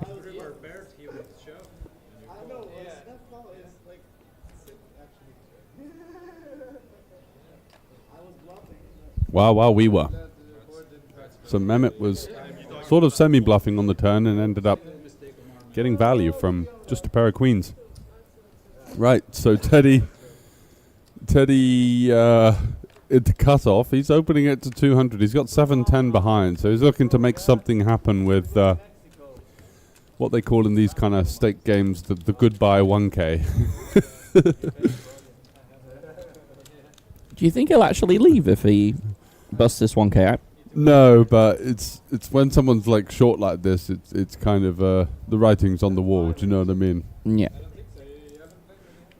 So what does he flop here? He's not connected much. at all, but Got a caddy. bizarrely equity-wise, he is actually There we ahead. go. He's turned something. Omar's got 2 pair though. I think the money's going to be going in here. Yeah. Oh, Teddy's actually got way more than 700 behind. He's got 3 white chips, which are 1K each. There it is. Haha. There it is for Mr. Teddy. He's going Can he get some value? Snap bet. He bets 1K. Yeah. Nice hand, Teddy. Nice hand from Teddy. Rivers the nuts. He's giving him a little rub down with the toy. They're balancing the toy thing, because last time you didn't have the nuts. Last time he was using the toy, right, Mehmet? Yeah. When he was listening to the toy on the turn. But he did win, and He so did that's win. 2 out of 2 for the frog. Yeah. So very much the momentum is on the left side of the table with the frog Yeah. and with whatever the drink they've got there. It looks like they've got the whole bottle there. Is that am I seeing that right? I think so. That does look like a rather large vase of something rather expensive. It's probably some cognac or something. Yeah. Right?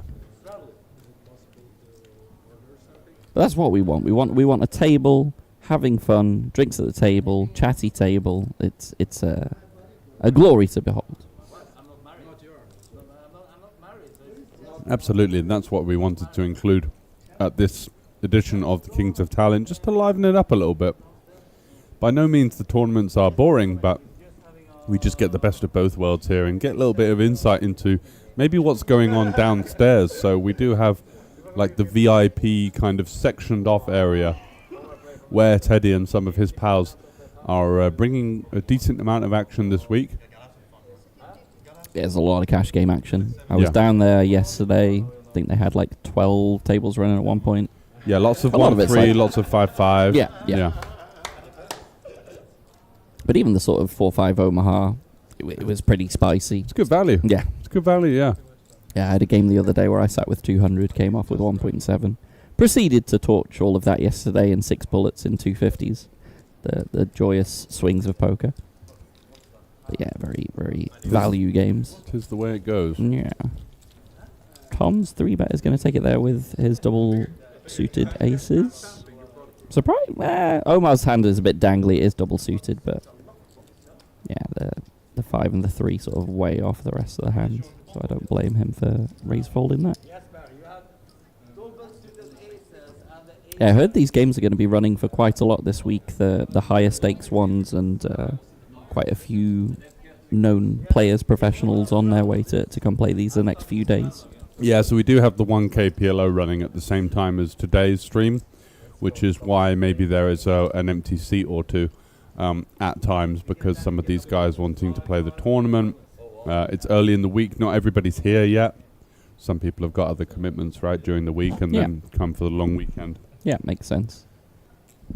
And yeah, I did hear that the the PLO field, like I say, Rupert Tama told me that it was like very tough, so I assume some of those are going to be some cash game crushers that will happily jump into this on other days. Yeah, the thing is with these tournaments is that it's about the smallest buy-in that the real top-level crushers that play cash will play, Yeah. 1K. Yeah.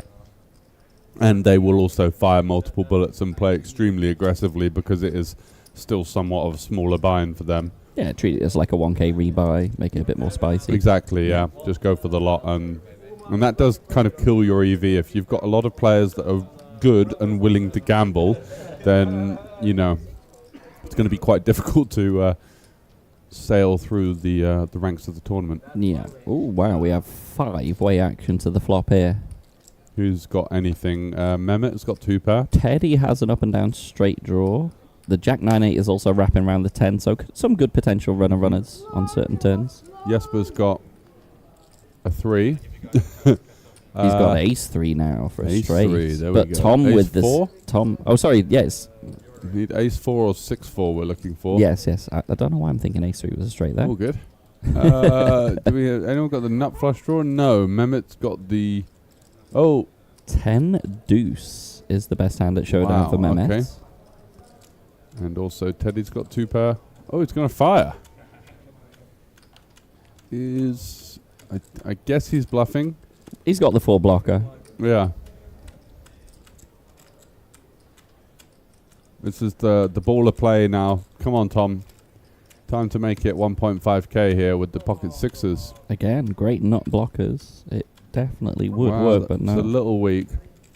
On the turn, especially. The river, you can understand. And Mehmet's going to make the crying call. I think he thinks he's losing. He's going to be very happy when he sees the cards rolled over. He's getting an insane price. Yeah. Teddy was, I guess, value betting a worse hand there, kind of just chucking 200 out there for a bit of a laugh, basically. Yeah.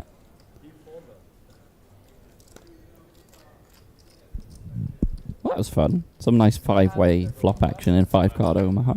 Yeah, I don't see that too often. I feel like there's so many boards that could have given us some really spicy action there, though. I feel like we're due a bomb pot soon. How often do they run the bomb pots? Pretty sure it's every dealer change. Ah, okay. Oh, hello. Oh, What did I say? I smell a Insane. bomb pot, and here it is. Nostra Brasmas. Excellent timing. All right, let's hope this is a spicy one. Last one They was always interesting. are. The last one was really interesting, particularly with one guy having the flop house but nothing on the other board. The one thing I like in bomb pots is for it not to be a paired board or monotone. Agreed. So when I play home games, I say, like, if we get a monotone or a paired board, we just make a new board, because otherwise there's nothing to chase, there's less skill. It's like one person has often just got one board locked up, and it changes the dynamic a little bit. Oh, I like that. I like that a lot. Maybe we should try and get that introduced into these bomb pot games for the future.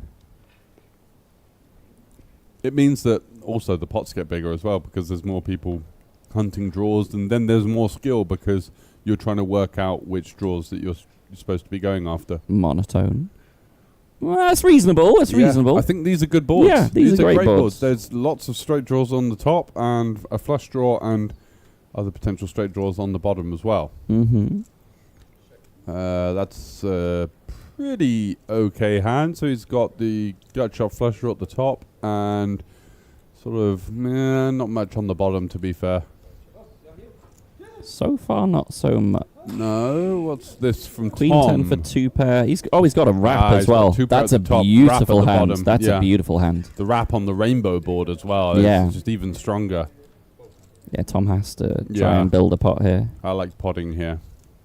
Yeah, this is nice. Yeah. But is there anyone that's going to come along for the ride? maybe. Oh, He's Omar got with 2 2 pair pair flush and a draw. gut shot. Yeah, he's not going anywhere. Yeah. Mehmet's cards are already in the muck, so can't have been much. Teddy's just got absolute toilet trash here. Yes, but he's going to come along. Yeah, diamonds Is on he one. raising? No, No, okay. no, that would. I thought he was like raising to something silly there. I was thinking, okay, this is kind of a speculative continue with with kind of okay equity on one board, you know. Yeah.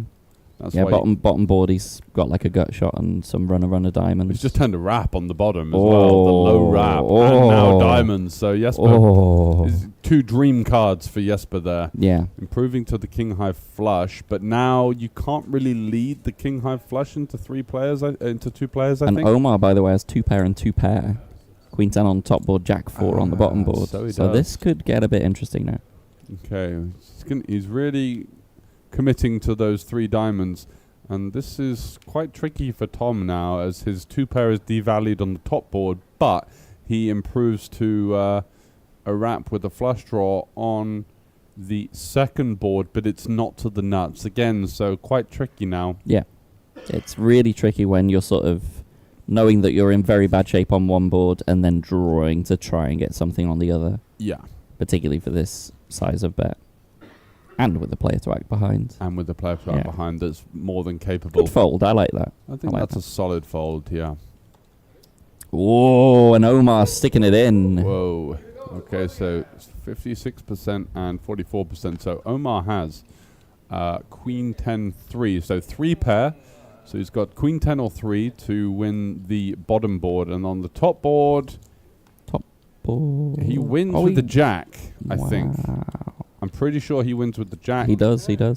And the deuce doesn't fill up Omar at the bottom, so it's going to be a chop pot, 26k pot. Wow. I was about to say, should we run it twice for the fun? Run the 2 boards twice. Yeah. Is that possible? No, I don't think so. Yeah, that was at least was an interesting bomb pot. I like that one.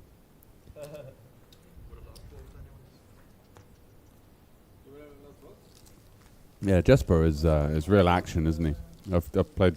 Actually, I know who that guy is online. I'm not going to say it on the stream, but definitely brings a really strong game and is battling some really high stakes short-handed games. Yeah, this is a really nice lineup actually. Yeah, it is. Got a bit of everything. Do you wish you were on the playing end rather than the commentary end? I think it would be a good test. I don't think the game is like massive in terms of hourly, because you've got Omar and Jesper, who I think are very, very good players. You've also got Felix, who I know to be a pretty good Omaha player. And then Mehmet, Teddy, and Tom, just kind of a bit like loose, passive types. You know, they don't put much they don't put many chips into the pot. You know, so it's not like. So when you've got like 2 or 3 really strong players and 2 or 3 kind of like on the sort of more passive end, It's hard to exploit the passive side. Yeah. Yeah, exactly. It's just hard to win decent-sized pots because they're just kind of fumbling around, waiting for the nuts most of the time, you know? Yeah. And then you're also in these weird multi-way situations where you've got guys like Jesper and Omar around. So, yeah, I think happy to be in the booth for this one. I think it's a good game, but wouldn't be running over broken glass to get a seat, you know? Yeah. So we have a raise from the Jack 10-7-6-5, call from the Queen 10-8-8-2. There's a little something for both of them. Jesper with the trip queens, Felix with the straight draw and flush draw. Yep. You never love straight draw, flush draw on a paired You board, don't, but blind v blind, ranges are wide. Yeah. He's got jack high, so getting anything to fold is kind of nice. yeah. Wow, really interesting raise here. He's got basically no good side cards with this queen. You know, he blocks some improvements with the 8s. So this is very off-piste. Yeah. It is going to work. Yeah, and he folds out the equity. Yeah. He gets a lot of equity He to does fold very, there. does very well to Yeah. check raise that and get that through. Maybe he's thinking, well, you know, we're playing low stack to pot ratio. If you've got me beat, then whatever. But conventionally, in 5 card, you know, you play your trips differently, especially the ones with pairs tend to get played a little bit more passively because less opportunities to improve. Yeah, very hard to house up there. Yeah. Yeah, good move, well played. Risky for a bisky sometimes. What do you think his plan is if he gets 3-bet there? Assuming I he's guess just raise he's folding. No, I think he's just sort of rolling his eyes and getting it in, right? Because there was, 1k back after that or a bit more? Oh, was he that shallow? I Yeah, think then it I was, assume he's just yeah. getting it in. Yeah, I don't think he'd like check raise value to then fold. He'd just kind of like whatever. Oh, Teddy's playing a hand and everyone's going a little bit. Ooh. And it seems like a mystery hand. Yeah, Jesper's gonna pop it up with this Queen Jack Jack 6-6. These suits play him much better in heads-up pots, so it's kind of like instead of limping along, which is what a lot of people do with this hand, you don't mind actually just getting Teddy heads up here, and even though you're going to be playing out of position, from what we've seen from Teddy, he's not going to put you in like loads of difficult situations, so that positional disadvantage is somewhat nullified. Yeah. So we are going to go to a flop. And Yeah. that is looking like a pretty decent flop for Teddy. It's a good flop for both. So Jesper's got bottom set and a gut shot. Teddy top 2 with a gut shot as well. I think the money is going to be going in here. Teddy's got the king of diamonds as well. So you can actually just peel here and sort of turn your hand into some kind of semi-bluff on the turn. Maybe get like the same hand to fold sometimes. Yeah. There's not many situations where it comes in like massive use, but certainly won't be on the 8. Yes, but just happy to put the rest in. Great Wow, what a fold from fold. Teddy. Wow. What a fold. Wow. Wow. I did not expect that coming. No, neither did I. Great fold, Teddy. Well done. Yeah, wow. Versus the double gutter and bottom set. Yeah. Good stuff. Showing some really nice awareness Great there. discipline. Great discipline. Maybe some of the table talk helped him. He certainly has been chatting a lot with the players during pots after pots. Maybe he just had a little little read on the situation. I can tell you, I didn't have an ace in my hand. No, you have seven jack. It's often an intuition, isn't it, about maybe someone's energy or the way. And often these players that are good with live reads. Wow, quads. You didn't see that? Sorry. Great Don't see feet that and often. hand. Oh, yeah. He's like, have a look at that. You can't get dealt quads without Have a letting look at- people yeah, know that you're have a not a look at nit. that. You've just literally got the worst hand possible. Yeah. Cannot improve. He had one suit. He did have the 10-5 of Yeah. clubs. And fun fact, chat, and Blocking all of you out lots there. of straights, Yeah, you cannot hit a straight without a 10 or a 5. So great straight blockers there with the full 10s and the 5. As Tony G would say, you got to have the heart and commitment to the game. To You bluff the lied? blockers. You lied, Phil? Of course I lied.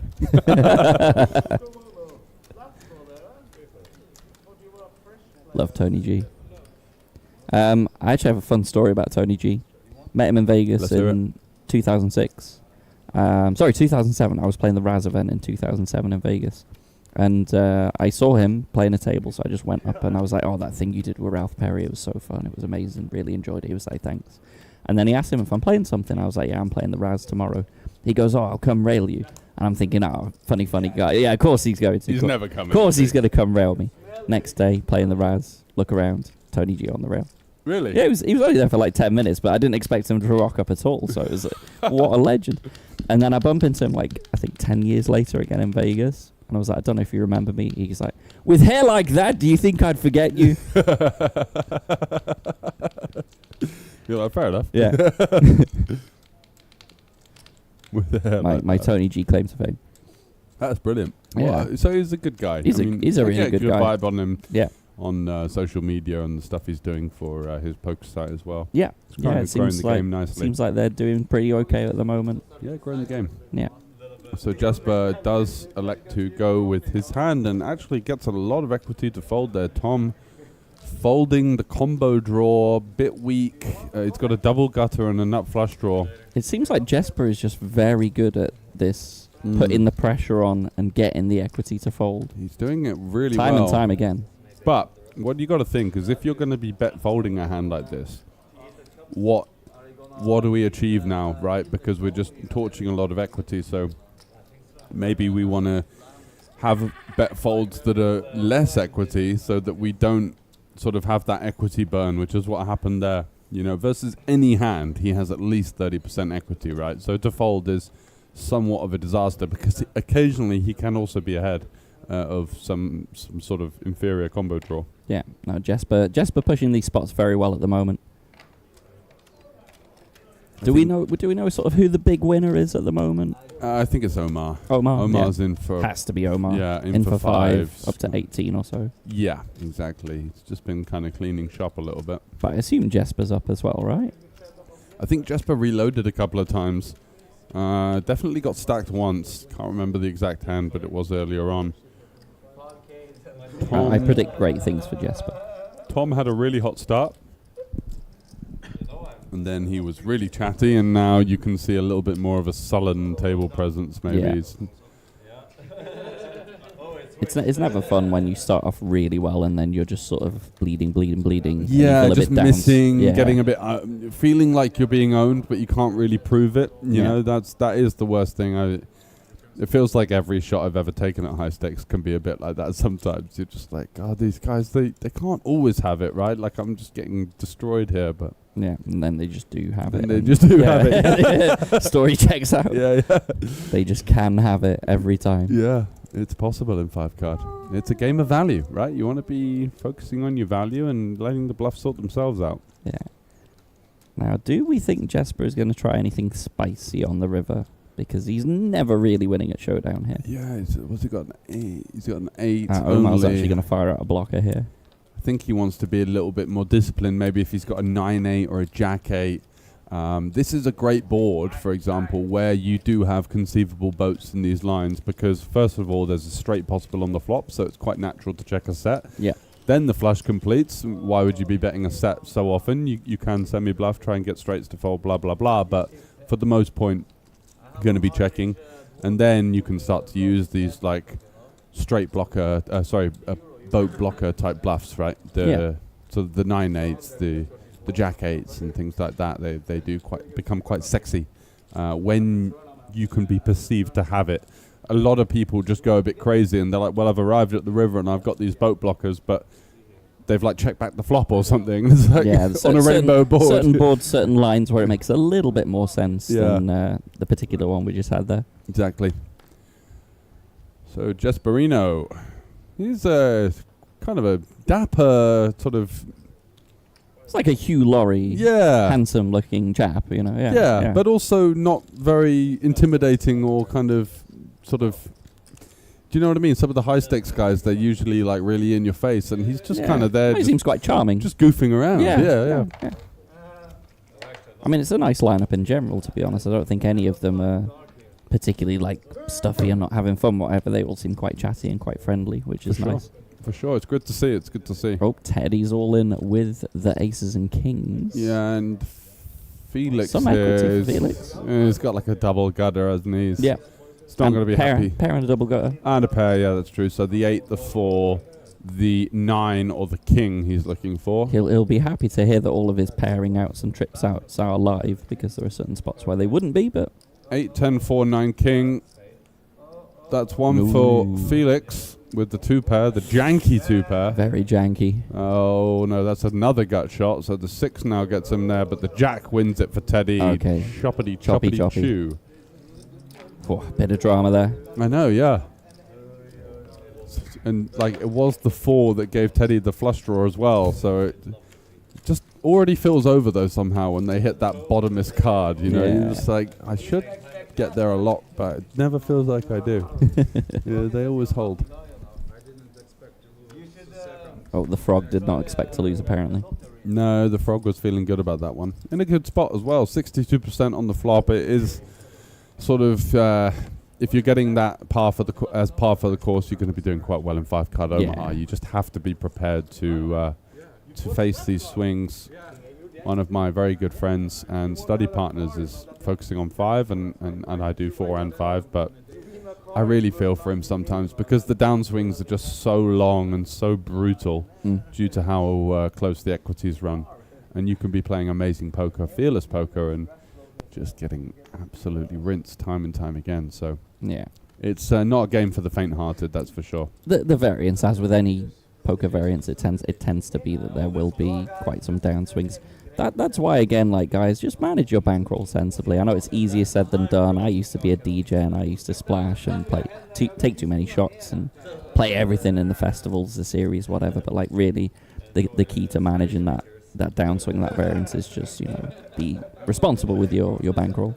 Exactly. Game selection is a huge part of the modern day game because there's seemingly endless places to play. Okay, so I play PLO Cash. It's drying up a little bit. But in terms of tournaments, in terms of live, there's probably about 5 festivals on this week. There's no shortage of action. Yeah. It's just crazy, actually, how live poker is really booming at the moment. Yeah. Yeah. Just got to pick. Interesting flop here, by the way. We have bottom set for Mehmet with a flush draw. Yeah. Jesper has the nuts at the moment with some flush blockers and even a straight flush redraw for the banter. Why not?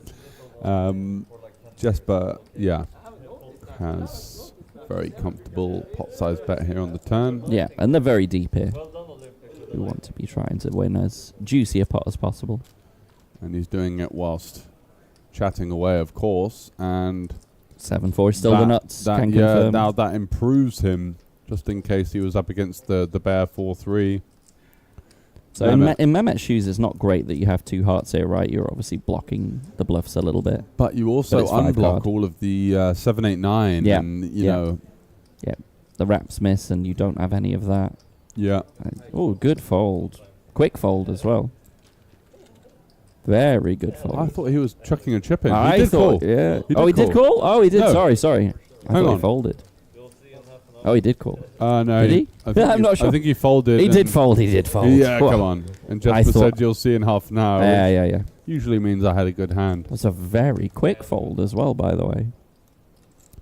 So, playing the EPT a couple of months ago, really recreational chap on my left from Lebanon. And we played this ridiculous hand where I check raise top pair on the turn, and he instantly 3-bet jams. And it's a board of Jack 8, 8, 6 or something like that. And flop's gone check, block, call, turn, check, block, raise, shove. And I said, what did you have? And he said, I'll tell you at the end. Do you think that means that he's more weighted to strength or bluffs? It's so hard to know because it might just be one of those things that in-game he just never wants to tell you. Yeah. Maybe it ruins it's quite his street balanced. cred or something. Yeah, I don't know. Did he tell you?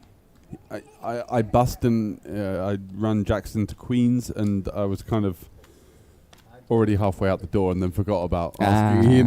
When you're a little bit oh god, really? It was my first ever EPT main, so I was emotionally invested, to say the least. Yeah. Where was that one at?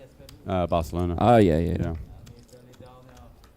I wouldn't touch Spain at the moment, though, with their current tax laws. I don't know if you heard about this. Yeah. So apparently you get kind of negatively free-rolled if you win big, right? Yeah, and it's not just for Spanish residents; it's for anyone. They're trying to treat everybody as a poker professional. I think it's for poker and backgammon and some other games as well. It seems ridiculous. Wow. But I think Ensan got stung for quite a lot, right? Ooh, they came after Ensan. That's a chop, isn't it? That's going to be a chop on the first board. Oh. Should basically lock it up for Felix on the second board. Wow. 3/4 for Felix. Blur. Actually, yeah. That's pretty unfortunate. That is unfortunate for Jesper. He had him pretty dominated there. Wow. Wow. Yeah, so going back to the Spain thing, I think Ensan, I think they came after Ensan, and I think he had to pay a big tax bill. Oh, really? Yeah. Because he won a Barcelona main or something. Okay. And I think he wins everything. Yeah. But I'm pretty sure they came after him for a lot. I could be wrong on that, but I think so. Yeah. Good lord. The great thing with the Kings of Tallinn, the Queens of Tallinn, any events in Tallinn, you'll never have that problem, or at least not at the moment. That's not a thing in most countries, but yeah, do consult a tax professional if you're planning on playing in Spain. That's a bit murky at the moment. Yeah. Be careful out there, guys. You might just get raked to high heavens. Yeah, because if they actually do come after you, and if if they have grounds to come after you, not only are you going to pay that percentage you were meant to pay, they will charge you on top for legal fees, interest, etc. Yeah, then it gets very murky. So yeah, be careful out there, people.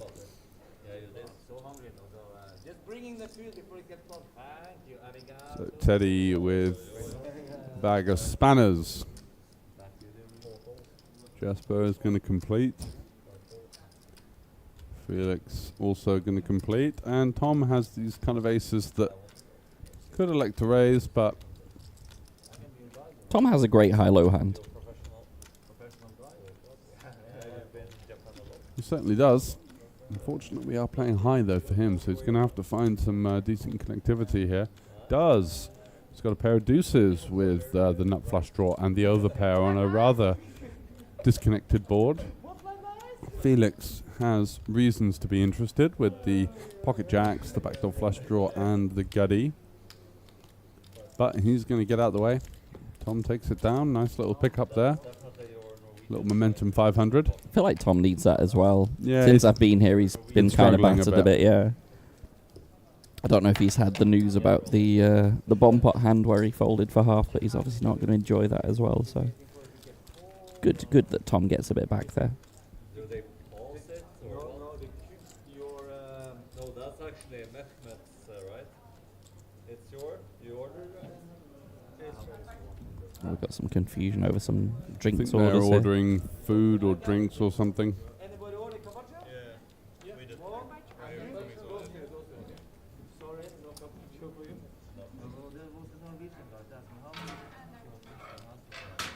No carpaccio, I had the secretary. Carpaccio. What's that? I think it's food order, right? It's Oh, carpaccio. Carpaccio, yeah. Is that some sort of Italian dish or?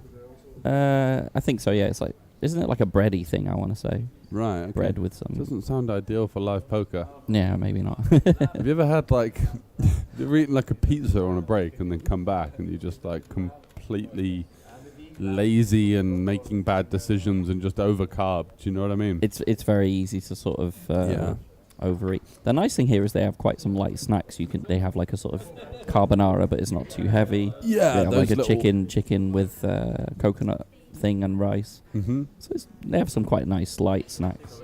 That's true, which aren't exactly bad on the nutrition either. Yeah. Yeah, you definitely don't want to overeat it and have like some massive pizza, come back and then just be like food drunk. Exactly, it's that really heavy, lazy kind of sloppy feeling that just doesn't particularly adhere for good poker performance. Yeah. Oh, we got some chips there. Yeah, what Chips we and got? lamb shanks from the looks of it. Wow. Looks pretty nice. Okay, so before they were saying no food at the feature table, but looks like Teddy can do what he wants. Yeah. No 10. And rightly so. If Teddy wants, Teddy gets. No, I talk about the tip for her. I have to say, this has been a fun game so far. I've enjoyed this. Good action. Great when we get the dealer change and the bomb pots going as well. And yeah, it seems like food indeed. Fully allowed. We've got menus out and everything. Ordering a la carte on the table. Mehmet with a pretty dangly hand here. King, Queen, 6, 3, 2. I think he limped. I think they're supposed to be doing a bomb pot now. Did we get a dealer change? Is this the same dealer? I think so. I thought they just changed. I'm but confusion I could with be the wrong. graphics here. But I think he just limped with like King, Queen, 6, 3, 2, if I'm not mistaken. Which is a bit janky. He said something along the lines of that he'd seen his hand so that he didn't want to play now or something like that. So Okay. no, maybe he didn't want to straddle, that was it. Oh, here we go. Well, he's playing it anyway, so... Okay. Sure. How do you feel about the King, Queen, 6, 3, 2? Yeah. It's not a call, is it? It's a little bit raggedy. Yeah, I think it's kind of the dynamics of the table chit-chat and stuff has made him come along here. Yeah. It's a pretty good flop for Tom. He has got a flush draw with the top wrap. Yeah, double gut shot as Teddy well. with the top nuts on- sets. Oh, he's got the wrap as well, yeah. I didn't Mhm. see the king, that's nice. Teddy has a good hand and is betting pot. And Mehmet should be doing what he was doing should have done pre-flop, in my opinion. Folding. Yeah. Tom's got to give him a spin here. Yes. I wouldn't be surprised to just see this go in. Yeah. There we go. Good luck to the pair of them. Once or twice, gentlemen. As long as you don't have a flush draw, I'm happy. Alright, that's good. So Teddy with 61% equity. And there's one for Tom. Yeah. Yep. That's Tom. Okay, locks it up. Oh, And no. that's Teddy. So he's got quads? Yeah, just the casual part. so he I didn't even see the second set. Yeah, I was so busy. You know when you've got top set, Yeah. you're not looking at the other cards. exactly right? You're that. Just kind of I like, wasn't even looking there. Yeah, it's like they're zoned out. Wow. Oh, and the frog get in the action there. Seems like a fair result for a chop there. It's a very, very primal table right now. Just gnawing away at a lamb shank and chucking in thousands of euros. And it's bomb pot time, It's George. great. It's Here bomb we pot go. time. Dealer Come on. change. Get your 200s in. Dealer change. Bomb pot, bomb pot, bomb pot, bomb pot. Come on, Omar, pay up. There we go.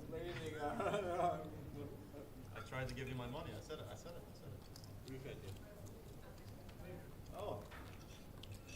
So once again, all we request is a non-paired, Non-paired, monotone. non-monotone boards. Yes. That's the way you get the action. Yeah, and I agree. It worked. It worked out great last It time. does. The pots are always huge. Yeah, And you see people make bigger mistakes. Well, make it happen. I think dealer. when boards are locked down, people just tend to play correctly tight because they're like, oh, I don't have anything there, and it's very easy for someone to have something, so I'm not going to put any money in. Yeah. But when all of a sudden they've got a jack high flush draw and the second nut gutter or something, stacks are flying in.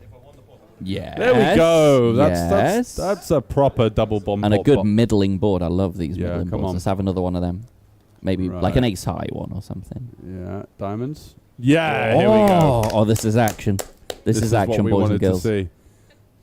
And it is possible for good hands on both boards. You could have something like a set of sixes. Ooh, Omar with the nuts on the bottom board. Also having the straight flush draw on the top Hello. boards. Oh, wow. Teddy's got himself top pair with the sort of flush draw and a nut gutter on the bottom.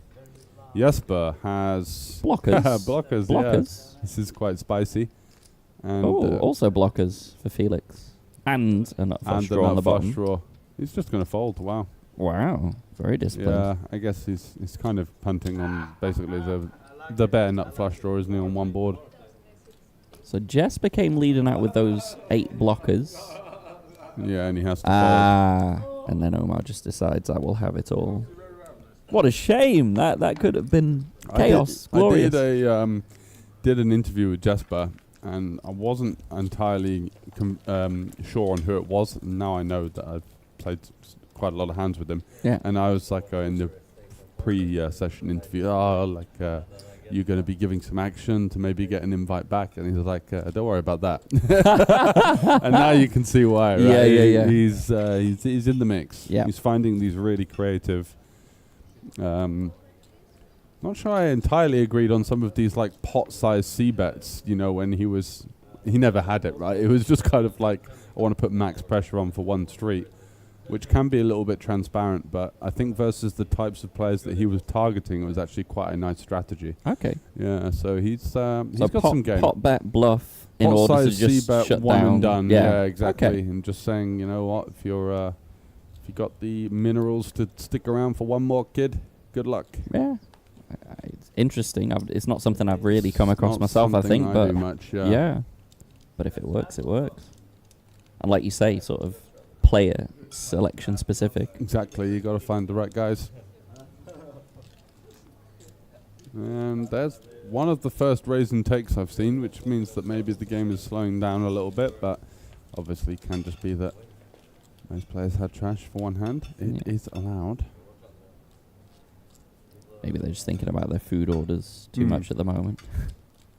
Yeah, that can take the sting out of the game sometimes when there's stuff like that going on.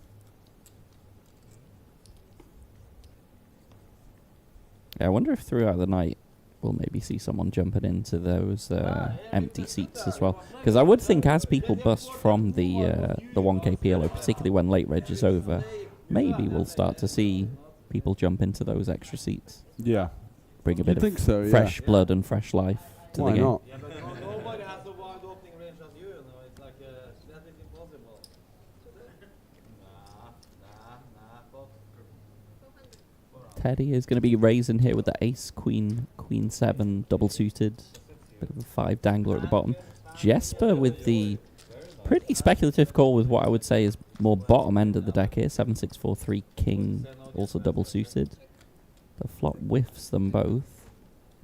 So you're saying Jesper... Oh, I was going to say Jesper here, we expect him to maybe fire on the pots on the flop and then give up, but Yeah. actually just checks and gets there on the turn.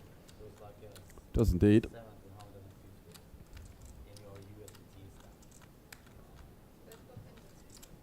Going for a pretty Yeah. milky It is 400. milky, isn't it? Pays that man his money. And Teddy doesn't fall for Good these. and fold, Teddy. Teddy is the sort of player you'd love to play against heads up, but when he's playing in a 6 max or 7 max game, it can slow it down a little bit.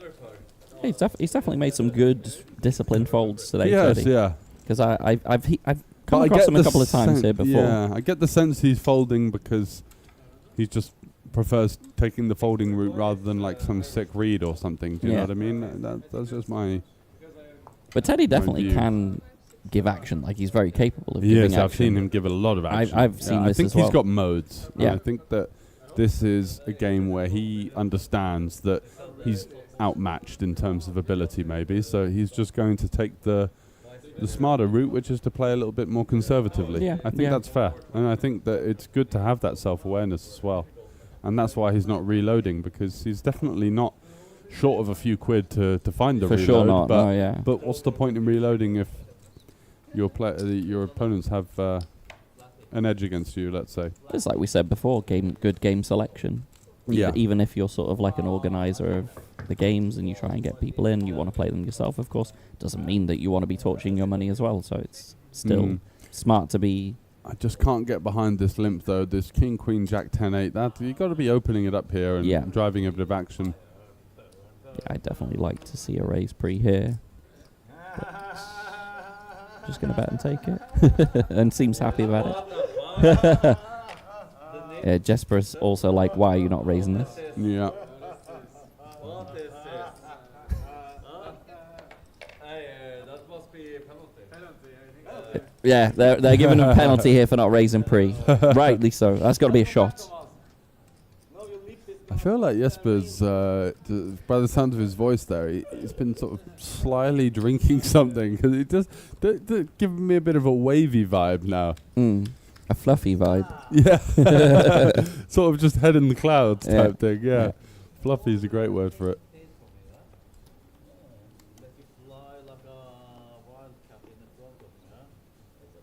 Have you tried the duck breast?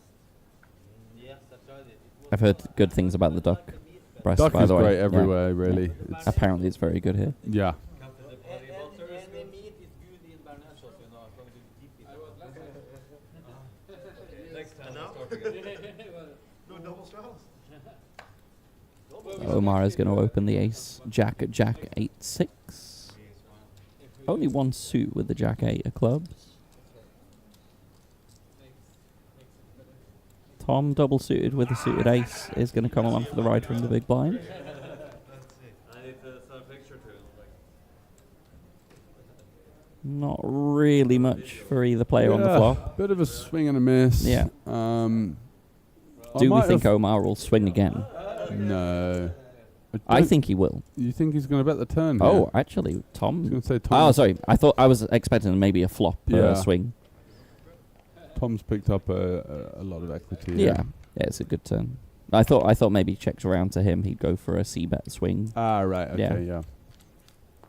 Yeah, not much interaction. Betting jacks is going to be less appetizing than betting the smaller pairs that can maybe fold out more. Of I the just thought more overcard type maybe stuff. you wouldn't expect, particularly Tom. I think Tom, one of the more tight players on the table.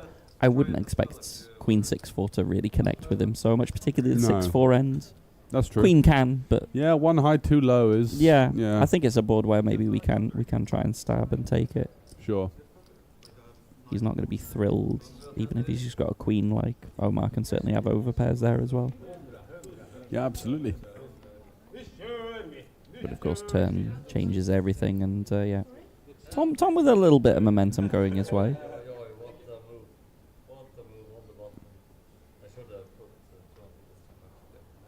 oh, no. So these guys have been playing for around about 4 hours now. It doesn't look like there's any signs of the game breaking at any stage. Yes, but it's going to limp in with the 10-10, 7-6 deuce, super loose. Yeah, and the game started smaller stakes, right? Yeah. Started 25.50, which is, slightly smaller. Yeah. Maybe we'll see some more progression through the night. The ranks rising. Good flop for Omar there with top trips, decent kickers. Handy. Always nice also when you have these trips where every kicker is then above the board as well. So you know all your Feels house so out. clean, Yeah, doesn't it? Yeah.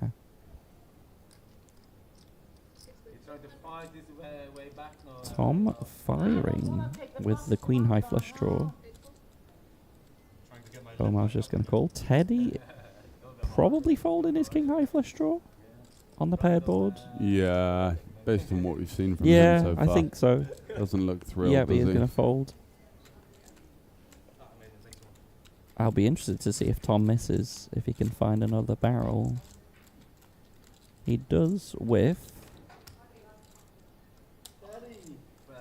It's a very... Oh, wow, he is going to Oh, lead. go Wow. Wow, we were. Wasn't expecting this. And 400, though. It's only half pot. Yeah. Oh, it's going to raise unfortunately- as yeah, a well, bluff. yeah. Wow. Just saying, you know what, pal? Good on Tom for trying, though. I mean, Yeah. he knew he wasn't winning a showdown. Sometimes you have to try. Omar saying, you know what, mate? No one's value betting straights against me on this board. Yeah. Raise. Strong play.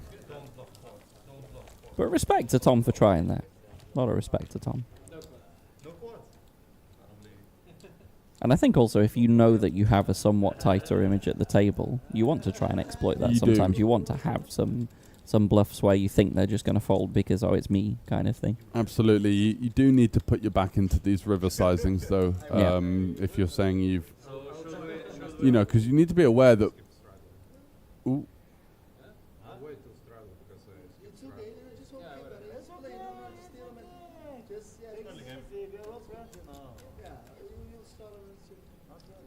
I think we just had some small straddle drama there. Nothing Yeah. too bad.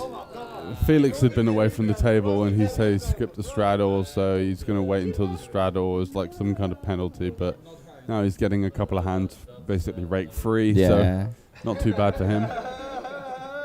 I don't mind that so much if you're not doing it like constantly. Yeah, I think he's just gone for a cigarette Yeah, or the toilet or exactly, something, exactly. right? So it's very unlikely that he was doing it maliciously. Exactly. Yeah. So Jesper continuing to drive the action here, really wanting to see some of these aggression frequencies and VPIPs. I imagine he would be somewhere near the top. His must be especially- pretty through the roof. Ted. Yeah.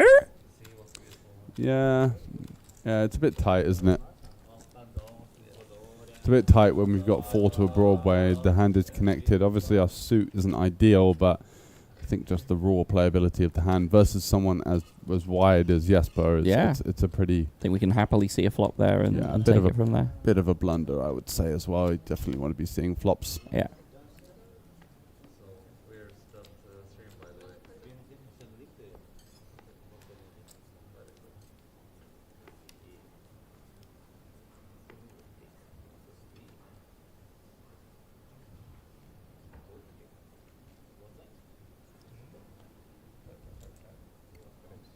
That's another nice looking hand there.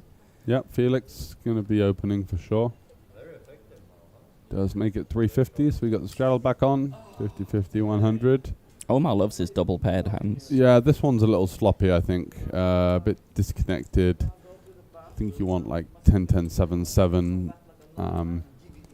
But again, people just aren't really squeezing behind that much. You do have Jesper to contend with, though, in the straddle. He's very capable, and he does have a big hand here. Albeit not a suited ace, which is a little bit sad, but he will be repotting this. I nevertheless. think he still does it. Oh, wow.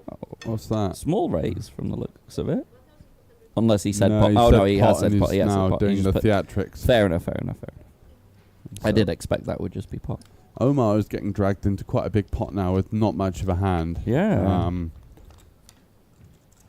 So yeah, my trail of thought before that was you need to be quite careful in terms of which hands you're coming along when you've got strong aggressive players behind, because they're going to squeeze a lot, and once it goes squeeze call, then you kind of feel forced to. So Jesper's probably going to bet small here. Yeah, so 800 into 3.7. And it's a enough lovely to job. work, Yeah. Omar could have floated one there with the double pairs and the 10 of diamonds and applied a little bit of pressure on a 10 diamond, and you still got 4 outs to the effective nuts. So versus that small sizing, I think I disagree with pre-flop and then kind of disagree with post-flop, actually. I think I would have floated there. It's kind of like, where are your floats coming from if you're not floating these double pairs? And why call? Oh, here's your aggression frequencies, by the way. there we 65 for Jesper, 46 for Omar. Tom at the bottom with 32. That's pretty much as expected. Teddy, 38. Yeah, so Teddy's not at the bottom of the rankings. But yeah, it's like, why are we calling this 3-bet pre in the first place with 10s and 5s if we're not having some sort of post-flop plan against certain boards, Precisely. It feels a bit sloppy. Omar with a pretty nice double-paired hand of kings and 9s. That's it. I think... Oh, I love Felix's hand, though. Middle of the board. Ooh, Middle of the board is juicy. There's the 9-8 can be reverse implied odds versus the ace-kings, but... Oh, this could be chaos. Everyone gets a bit. A massive flop. Wow. So, Jesper, we've got the gut shot with the flush draw. Felix, we've got the bottom end of the wrap. He just folds, fair enough. And Omar, of course, with middle set. Yeah. Gonna call in position. Great turn card. Brickety brick. Let's see how good Jesper's instincts are. Just a snap pot. And if you're Omar now, is it time to release the hammer? Maybe. I mean, it's a very draw-heavy texture. Very deep against our opponent. Oh, he's going to call again with the king of spades. I don't mind it, with the kings I don't mind well. it. I don't mind it. You block some of the straight draws, and that river spicy gives you now a set with blockers for the nut straight. Great discipline from Jesper there. With the top 2 there and the 7s blockers. And funny enough, the bottom wrap would have got there and been good enough. Yeah, it would have done, wouldn't it? The 8-7. Not like you're loving it. You don't really want to be chasing bottom end, but no. On this occasion would have got there and been good. Yeah, it's always very dangerous, actually. But that's one of the sort of Omaha basics, right? Omaha IBCs is like, if you're going to chase a draw, don't be chasing like the non-nutted The non-nutted version, especially multi-way as well. Very dangerous. With players behind, all of a sudden you find your way in this like really awkward 3-way coup where you're just kind of like cold calling the first bet, then the next guy's acting, and then all of a sudden you're getting roped into quite a large pot out of nowhere. So that's what you got to be careful of in PLO5 cash games, especially where the stack distribution is quite weird. So you've got like lots of short stacks and lots of super deep stacks. So when you're a super deep stack in that situation and you've got other super deep stacks on your left, all of a sudden it's not such an advantageous game to be in, because they get to see basically complete information on your hand before you have any idea as to what they're holding. I believe being a short stack can be quite advantageous in some spots, though, because obviously you get to actually realize your equity.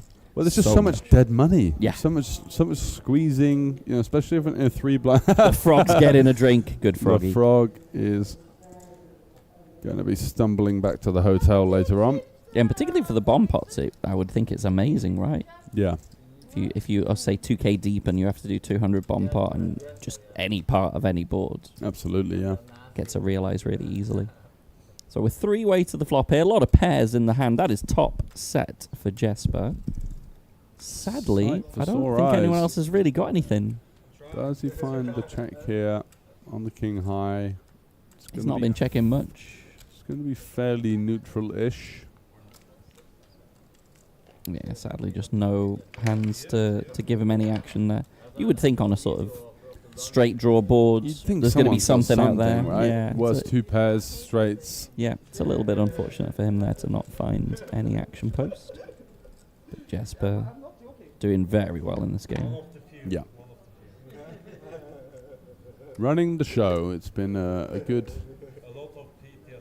display of aggressive poker, taking the initiative. He takes a lot of situations that people will check the side, and he's the one doing the betting a lot of the time, you know, and that just gives him so many more options, and also generates information on what his opponents are doing as well, because he generates information based on how they react, whereas most people will generate information based on sort of playing the passive route and just check calling and then seeing what they're doing from there. Yeah, no, he's played a really good aggressive game. I've been impressed with him. Yeah. It's been good to watch. So Teddy with real spanners there. Yeah. Jesper going to continue doing Jesper things. He has been picking up some pretty good hands, I have to say, though. It's not like he's playable. It's not like he's been playing a bunch of spanners. He's actually had some workable hands, and it seems like Felix is. I thought I saw a 3-bet there. Yeah, I'm pretty sure he has potted it. Yeah, yeah, that is an all-in from Felix. And Omar can't fold. Yep, 4-betting, in fact, and getting Jesper out of the way. So it's a lovely 4-bet with tens. Yeah. You get jacks, queens, even some kings to fold. Yeah, and double suited with the ace-king blocker. Once or twice, chaps. And that looks like Omar so far. Very, very much Still Omar. looking like Omar. And, yep, that's Omar. With the ace-king. And it looks like they ran it just the once. Yeah, versus the short stack there, and he had about 22 big blinds.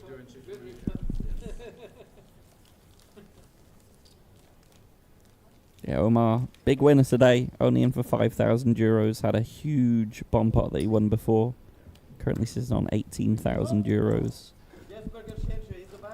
Nice profitable session for him in, what, 2.5, 3 hours? Yeah, it's an hourly of just sub 5k, so doing rather nicely for himself. Yeah, and it seems like Jesper has left a chip at the table, which generally indicates he's coming back and just getting some chips. Felix, you mean? Felix, sorry, yes, not Jesper. Yeah, Jesper is still Jesper is very the crush. much in Jesper the is very much still there and crushing. Yeah, I don't think he will be leaving, is the feeling I get from him. Mehmet's been a little bit quiet, actually. Yeah. Late. Not seen an awful lot. There is Felix coming back with a fresh fist full of chips. It's going to be 4.2 from the looks of it. 4 whites, 2 yellows. Yeah. No, that's 5k. The blacks are 100. Ah. And the yellows are 500. Oh, the yellows are 5. Yeah, great Okay. chips, those ones.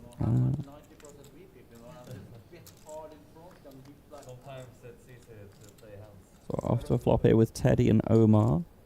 2 pairs for Omar. Teddy has a gut shot. Actually, double gut shot on middle pair.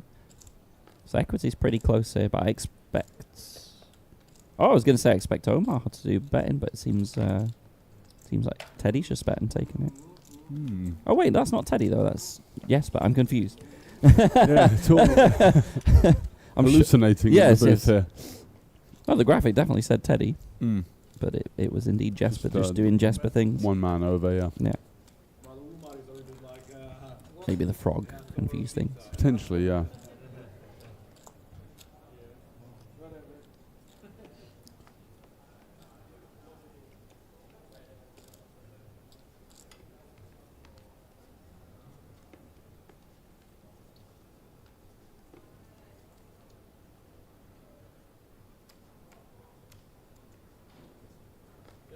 Right, George has just stepped out of the booth for a few minutes, so you're left with me, guys. And Teddy at the moment. Picking up some hands, double suited aces here. Sorry, single suited aces. Wait, there must be something wrong with the graphics here.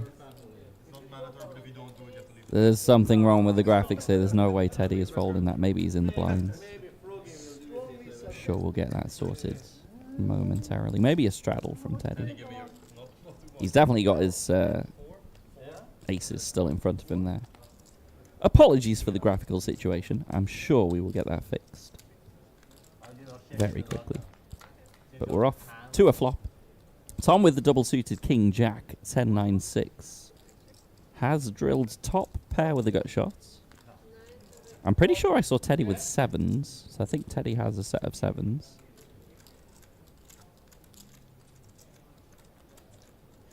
It's funny how it shows the percentages next to Teddy, but not his cards. But I think it was ace-ace 7-7 something.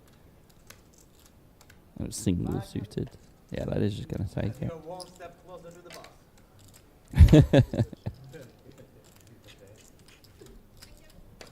Yeah, I hope you're all enjoying this game. I am Scott, Pokerbras Kenyan. I've been joined by George Sanford, but he's just taking a little breather. He'll be back in a few minutes. I'm actually off to play a tournament very soon in Tallinn. We've got a nice €350 buy-in.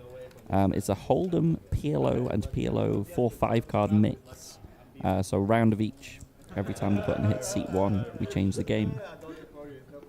Been pretty good numbers for these events. Generally getting sort of 150, 200-ish players.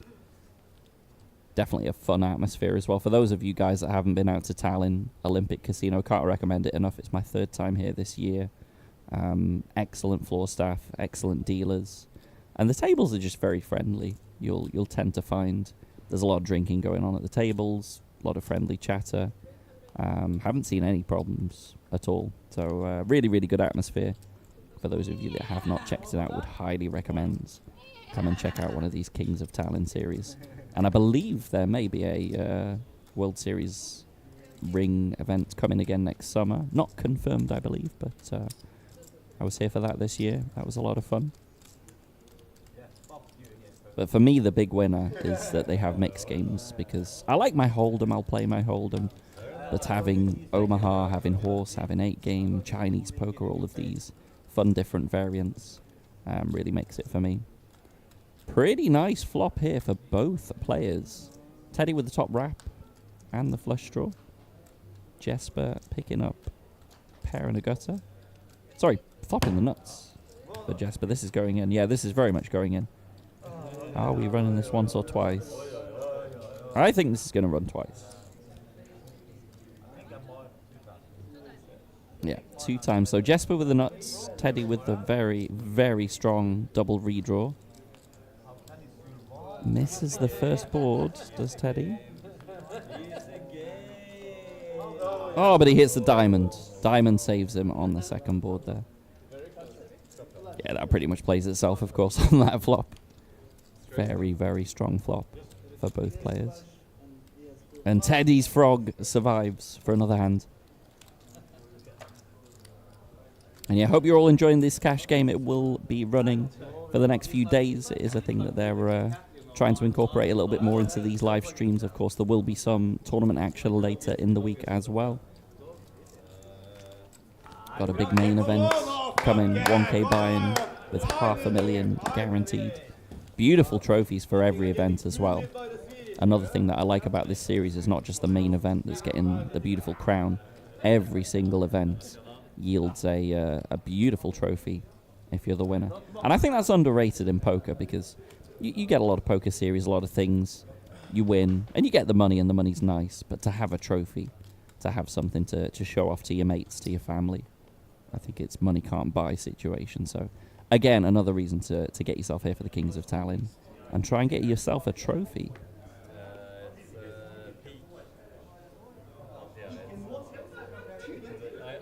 Tom, I expect, will not be playing Queen 9964. Mehmet has been a bit quiet, but maybe from the button we're going to see an open here. It does indeed open to €400. Again, for anyone just joining us, we're playing 50-50 blinds. There are generally quite a lot of straddles under the gun for €100. So very high stakes action here.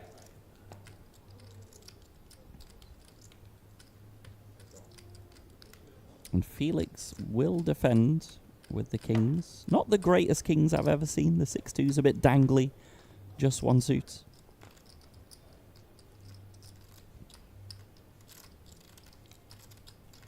Pretty interesting flop. Mehmet with the nut flush blocker. He has top pair with the gut shots, but Felix with the kings as the overpair and the flush draw to go with it is going to lead on the flop. It's a sort of blockery lead, half pot sizing. Mehmet just ejects it. I'm not surprised, actually. I was thinking again, he's kind of been on the tighter side of things. It is a difficult board to navigate with certain runouts. So not surprised he just waves the white flag there.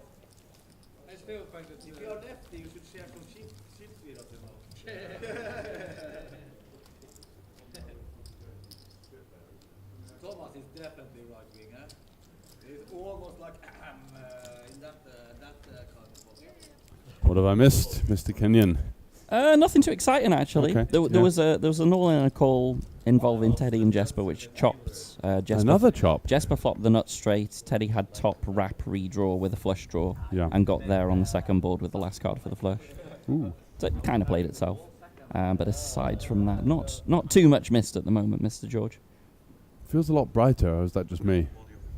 These the lights are encroaching. I think so, actually. Yeah. Maybe we're just a bit later in the day and starting to see the disparity there. Wow, what a hand that is. Oh, beautiful double suited aces for Teddy. Yeah, 350. Jesper's Or interested. 300. Ooh, Jasper's probably going to pop this. is that a repop? Yeah. And interesting that Teddy does block both suits. He's got them both covered. So there are Yeah. certain boards where And he's this saying, just come gets on. very and messy. yeah, it's just one of those situations where you 3-bet, you got to call the 4-bet. And there's going to be a couple of chips behind. Oh, no, they're going to just get it all in. And what a flop for Jesper. Not bad. He's got the 7 and all the live side cards now, so it's... Very good. So... I wonder if they 40-60. decide to run it. Yeah, I was about to say, decide to run it twice, turn river. It's going to be a chop, isn't Yeah, probably. it? Most of the time in this kind of situation. There's a queen. Oh, hello, dirty, Teddy. filthy. Hello, Teddy. There's an 8. And a 9, Jack 10. There we go. Is that double He's Teddy? He's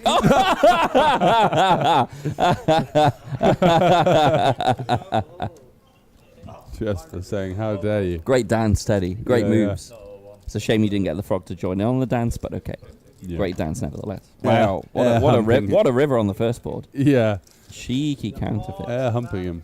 What runouts those were. That's doubtful though. That's doubtful. If we were talking about mountain ships, possible. Definitely possible. You like that one, huh? You like that one? George, I don't think I can top that hand. That was No. such an amazing hand. It was. The runouts were I have brilliant. told the people I'm off to slip and play a tournament. Yeah, what are you playing? So it's a Hold'em and PLO4-5 mix. Okay. 350 buy-in. Yeah? Yeah. Should be spicy. Is that a one night type thing? Yeah. They all. Most of the events at start this time of night are just like 1 day Some bit events. of turbo-y type things. Yeah. Yeah. Got to try and get some points on the board for the team, as you know.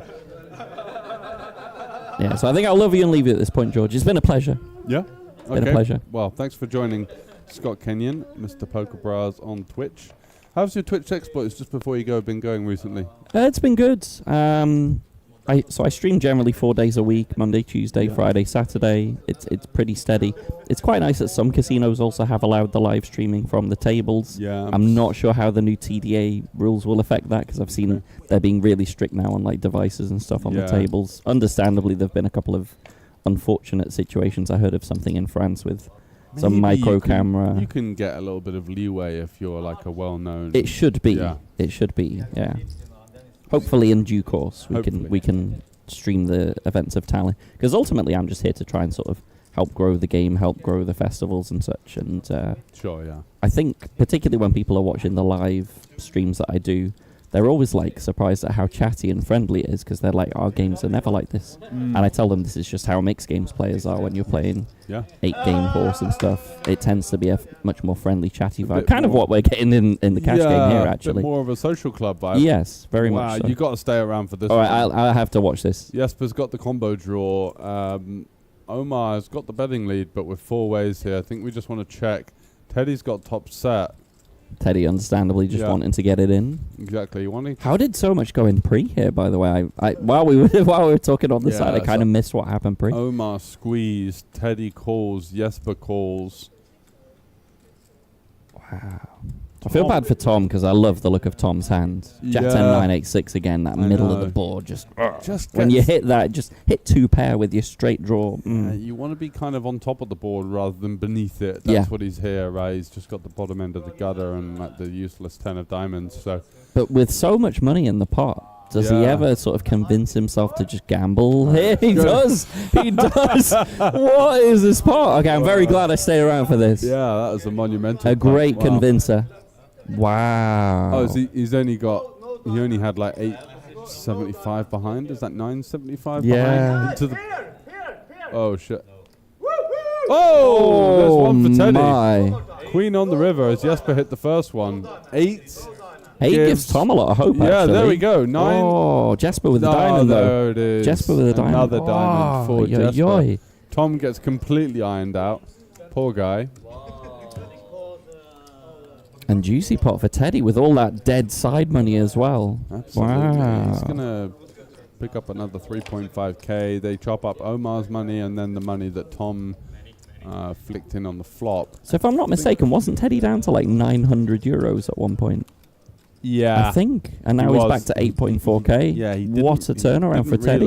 No, he didn't reload at all. He jokingly put £2 out on the table from his pocket, but there was no reload. Exactly. Wow. All right, well, good luck in the 350. Yeah, thank you for having me. Pleasure as always. Yep, and we'll be seeing you later on in the week. Yep. Hopefully not too much, though, because I want to be in tournaments. Yeah, making points for the team competition. Exactly. Have a good one, guys. So that was Scott from Team Pokerbras, who are flying the flag for the streamers alongside Alexander Georgiev, who's a Bulgarian up-and-coming player. You can check him out over on Twitch. He's doing some good stuff. Nice, consistent schedule.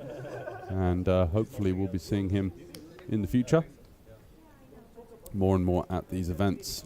So I think those guys are definitely right up there in sort of the top 2 or 3 teams with their eyes on that sort of. It's going to be somewhere between 8 to 10,000 each, but we don't know until we see the numbers of the sort of bigger events. 2% of each prize pool goes towards that team competition, so plenty of incentive for those guys to fire in a load of bullets throughout the week. Here comes Felix here. I think he's going to be 3-betting this one. He does. Makes it 1.5k. 1.4, sorry. Mehmet out the way. Jesper, just not a folder. Likes to drive the action. And a bit of something for everyone here. So Jesper has the pair with the 9-high flush draw. And Felix with the top pair and the king-high flush draw. Also got some backdoor straight draws to boot as well. It's going to go for 1.2k. All in and a call. And this is one of the situations where you've got it in really, really good in 5 card here. Whoa, that's the first one for Felix instantly. No sweat. And now he needs to fade a 7 or a 5. And there it is. King Jack holding on the second board as well. Well, joined once again by Wise Guy. Hello, sir. Thanks for coming in, man. Thank you for having me. How's it like out there in the thick of it? In the real world. Yeah. Outside of this studio. Outside of this dungeon, yeah. Yeah, it's busy. A lot of tournaments going on, and I think now just started a 350 PLO. Okay. So I'm expecting a lot of runners in that one, and yeah, there's people just everywhere in this. There really is, isn't there? Yeah, coming out of the woodwork. Yeah. So for me, as a newcomer, and maybe people new to the stream, how's these hours been?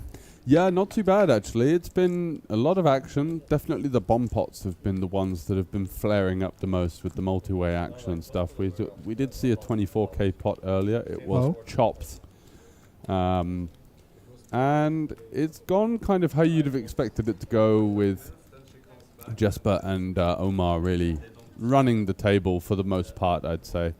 Those guys have really stuck out. And they say Swedes are tight. Yeah. We've seen the opposite from that. These guys are in a lot of pots. Not afraid to put the money in. Nice. Felix has been a new but decent addition. He's definitely got some moves. He's just doubled up there. He's got probably up 1k now because he was in for 2 5k bullets. This guy, Tom, has been sort of a little bit on the more conservative side, just kind of calling, seeing flops, that kind of player. It's not been his day so far, and Jesper, of course, must be profiting quite healthily, but did just double up. Felix, so swings and roundabouts really, as you can imagine in 5 card. What sort of time are these guys going to be playing till tonight on the stream? Do you know? I'm not sure actually. I think they haven't really set a time for it, but I think maybe around midnight. Yeah. So, and there's also some high stakes going on down in the casino as well. So, if you're triggered by watching this and you want to come here to do some 25-50 yourself, feel free. Have a go at it yourself, exactly. So Jack Deuce for Tom here with the pretty loose pre-flop peel. The 3 deuce side cards not usually coming into any kind of utility, but in this sense, of course, making his hand now. And bets half pot, and that's going to be enough to keep Omar interested. He's still got the... Whoa! Oh, That is cold. Just when things were going from bad to worse. Oh, wow, he finds the check back. An incredible check back here. I would definitely be betting my Jack Deuce there, trying to target hands like Ace Ace Queen, Queen 9. Wow. Yeah. So doesn't deem his Jack Deuce full house to be of any value and ends up saving. He just had a feeling. That's what he said to the guys. He just said, just felt like he got there. Yeah. Ay, ay, ay.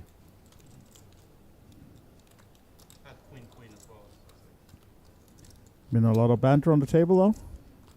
Guys. Certainly. Yeah. I just met with Omar before I came in here and asked him how the game was. He was just taking a short break and said it's like a cozy game. He's like, home game. Yeah, home game. Yeah, but it's not like they're not really out for blood. But at the same time, the pots are getting big from Yeah, of course. I wouldn't say it's a bloodbath exactly, but I'd say that it's like a high stakes home game in some ways, just on TV for you guys at home to watch. So if you are enjoying it, please give us a share. Got plenty more coming up this week with, of course, the European famous tournament, the Kings of Tallinn main event. Plenty of players. We actually just confirmed for tomorrow that it's going to be the final table of the 1100 PLO that's going to come first tomorrow, and then we'll see. Maybe we'll have a cash game in the evening as well, but around 3-4 in the afternoon will be the final table for the 1100 PLO. Well over 100 money in that one, so yeah. Nice. Again, 3-figure turnout, was it? Should be, yeah, that's the that's really the tournament that on the commentating duties I do miss a lot, but nice to see a couple of my friends jumping into that one, and hopefully we'll see some familiar faces on the final table tomorrow. So tune in with us in the mid-afternoon as Felix takes one down there with a bit of a swing at it with the 3 blocker. Gets a better hand to fold.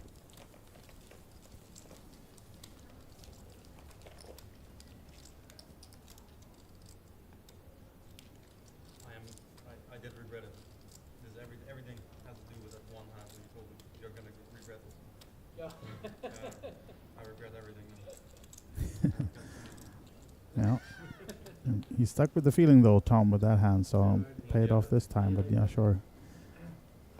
Bad beat. Can feel by the talk of Tom that maybe he's not too confident at the table right now. Taking a couple of beats, and yeah, that was another one. Omar Naben, one of the winners so far. Here we go. Do they do only 5 cards, or have we 4 cards as well? No, just 5? Yeah, 5 only. Yeah. From what I recall. think we had one 6-card hand because of a dealer error, and then Okay, they just let it go. Yeah, Let it- why not? Yeah, because I know they were discussing pre-playing that they might be doing 4, 5, 6, but I think they decided don't do This 5. is such a nice squeeze opportunity for Felix here with this hand. I think it's a little bit passive with the king, queen, 10, 8, 7. Because of the lineup as well, you've got Omar, a super wide player, very capable of opening wide. Mehmet's been kind of loose-ish, and Jesper as well has just been in every hand. So, like, when you think of it, your hand has such great credentials for a squeeze. Maybe he's going to take it with the queen high suit as well, which is kind of a factor for sure. So Jesper has the straight blockers here. Mehmet is going to take a stab at it with his top set, Yeah. and that means that Jesper can't do anything with those 2 7s, just has to fold. Felix And maybe also the image wouldn't have worked for in Jesper's favor as well then if it had an aggressive just to go with the blockers then. Yeah, no, exactly. I don't think Mehmet would have been going anywhere with Yeah, those 8s. He might have exactly. even just shoved the flop, hoping to get it in versus some straight draws or even a worse set.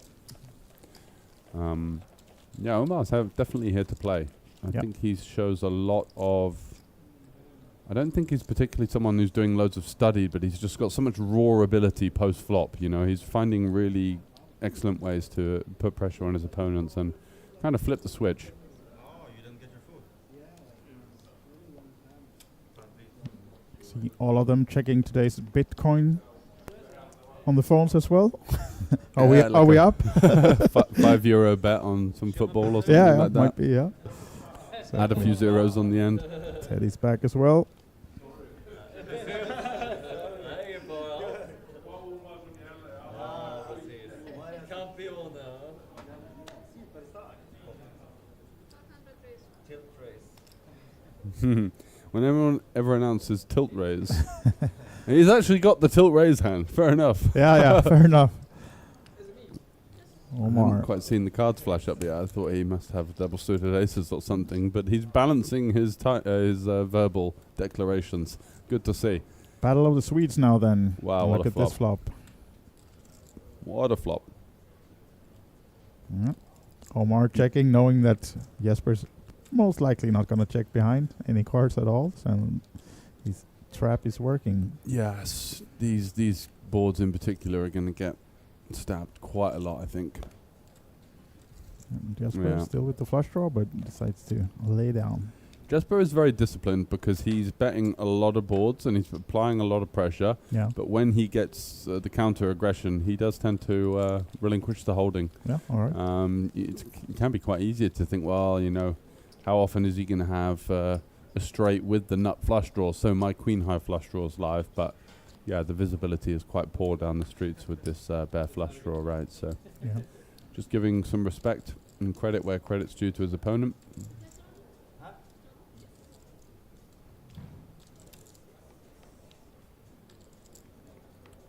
I'm not going to ask you about who's been the worst player on the table, but is there someone that you wouldn't want to play who's been the strongest one? You've been an Omaha player yourself. Jesper and Omar are both really strong players. I think Jesper is more closer to sort of theory, and I think Omar is just relying on instincts and a lot of aggression.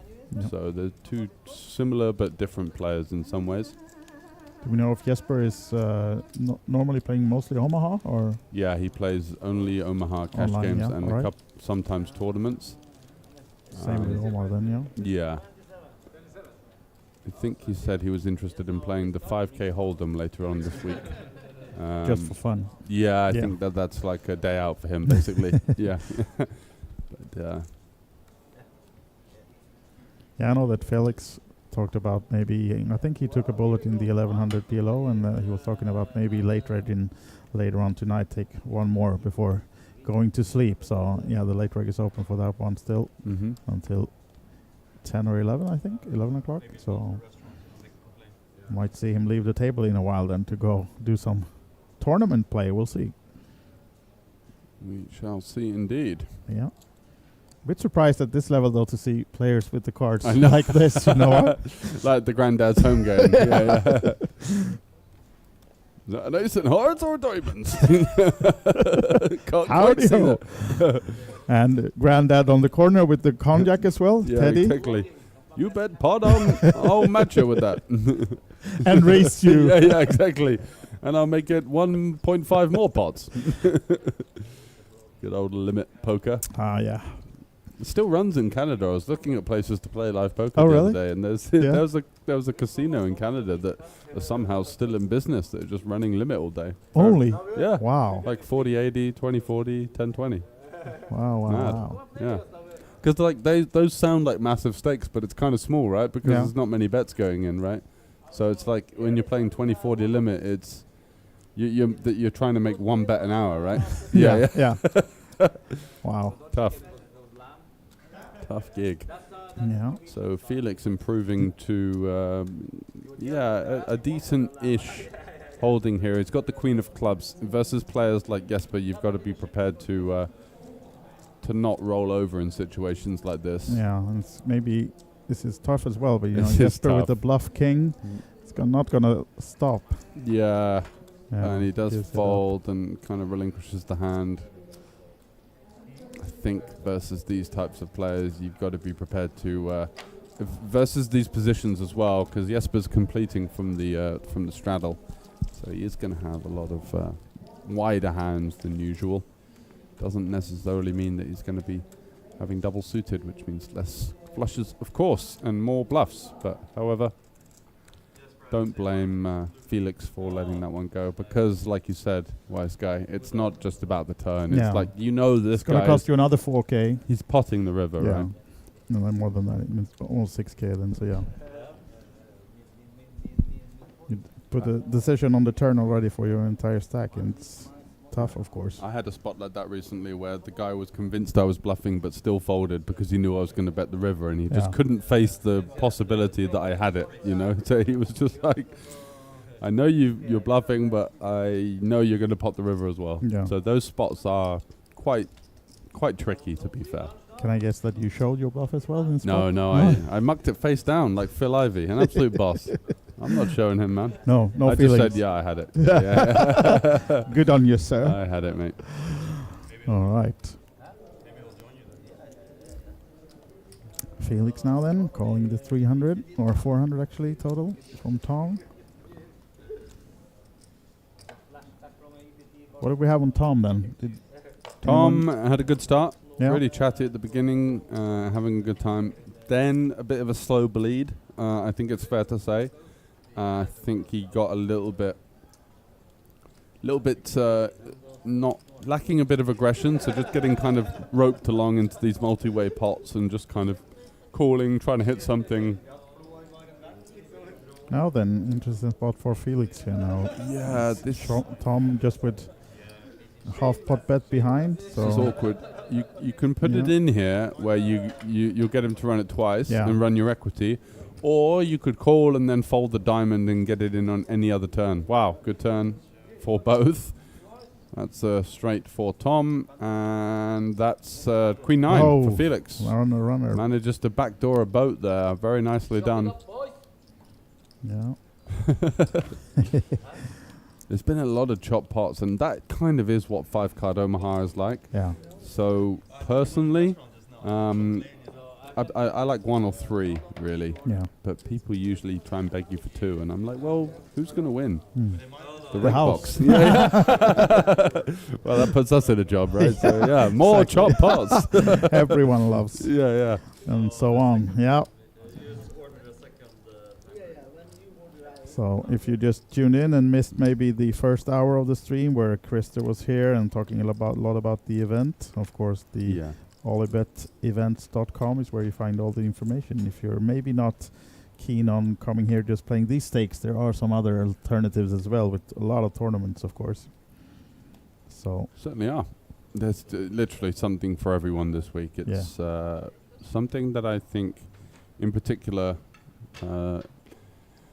the Casino Olympic and this OlyBet and everyone behind this festival do really well is that they allow you can come here as a professional and you can play 3 tournaments a day and you can just max out and go home and be fairly satisfied that you got a decent volume in, or you can come here as a recreational and just play all the highlight events and go and see the city and have a good time. So it caters for everyone. Whereas I think what people are getting wrong in sort of other tours or other festivals where it's all about the main event. Yeah. So if you go there, you play all the day 1A, day 1B, day 1C, 1D, E, F, G, H, I, J, and you it's all one tournament, right? Yeah.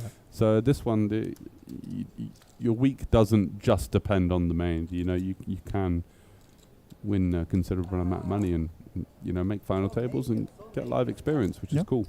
Absolutely. And of course, a lot of these strange games are coming as well. There's some more mixed games added, and we have the Sökö and the Sweden. Sökö, it's the Finnish game. How's your Sökö? Yeah, no idea.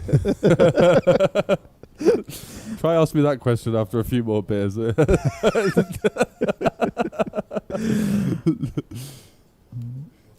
a very fine line on the pronunciation there, and this is a classic situation in low stack to pot ratio 5-card Omaha, where one guy's just got the other guy. Both have felt like they've flopped massive, and only in reality one has. Yeah. And Mehmet just can't fold here with the 3 clubs and the 10s. You can see he's only got 15% equity because he essentially needs to find a backdoor straight or a 10, right? So you think, how's he even got 15, right? Whoa, is he going to fold? No way. I think he's going to jam. That would be my guess, because I think Jesper is a player that's good enough to have bet folds here. Usually when people bet in these like massively bloated pre-flop pots, they aren't bet folding, but I think Jesper is one of the players with that capability. This is a really counting tough. stack. This is so annoying because you're like, okay, it's a smallish bet which is kind of polar. It's either got absolutely nothing or I'm cooked. So shoving doesn't actually make that much sense in some ways. You can peel one off. I don't think, folding seems really tight.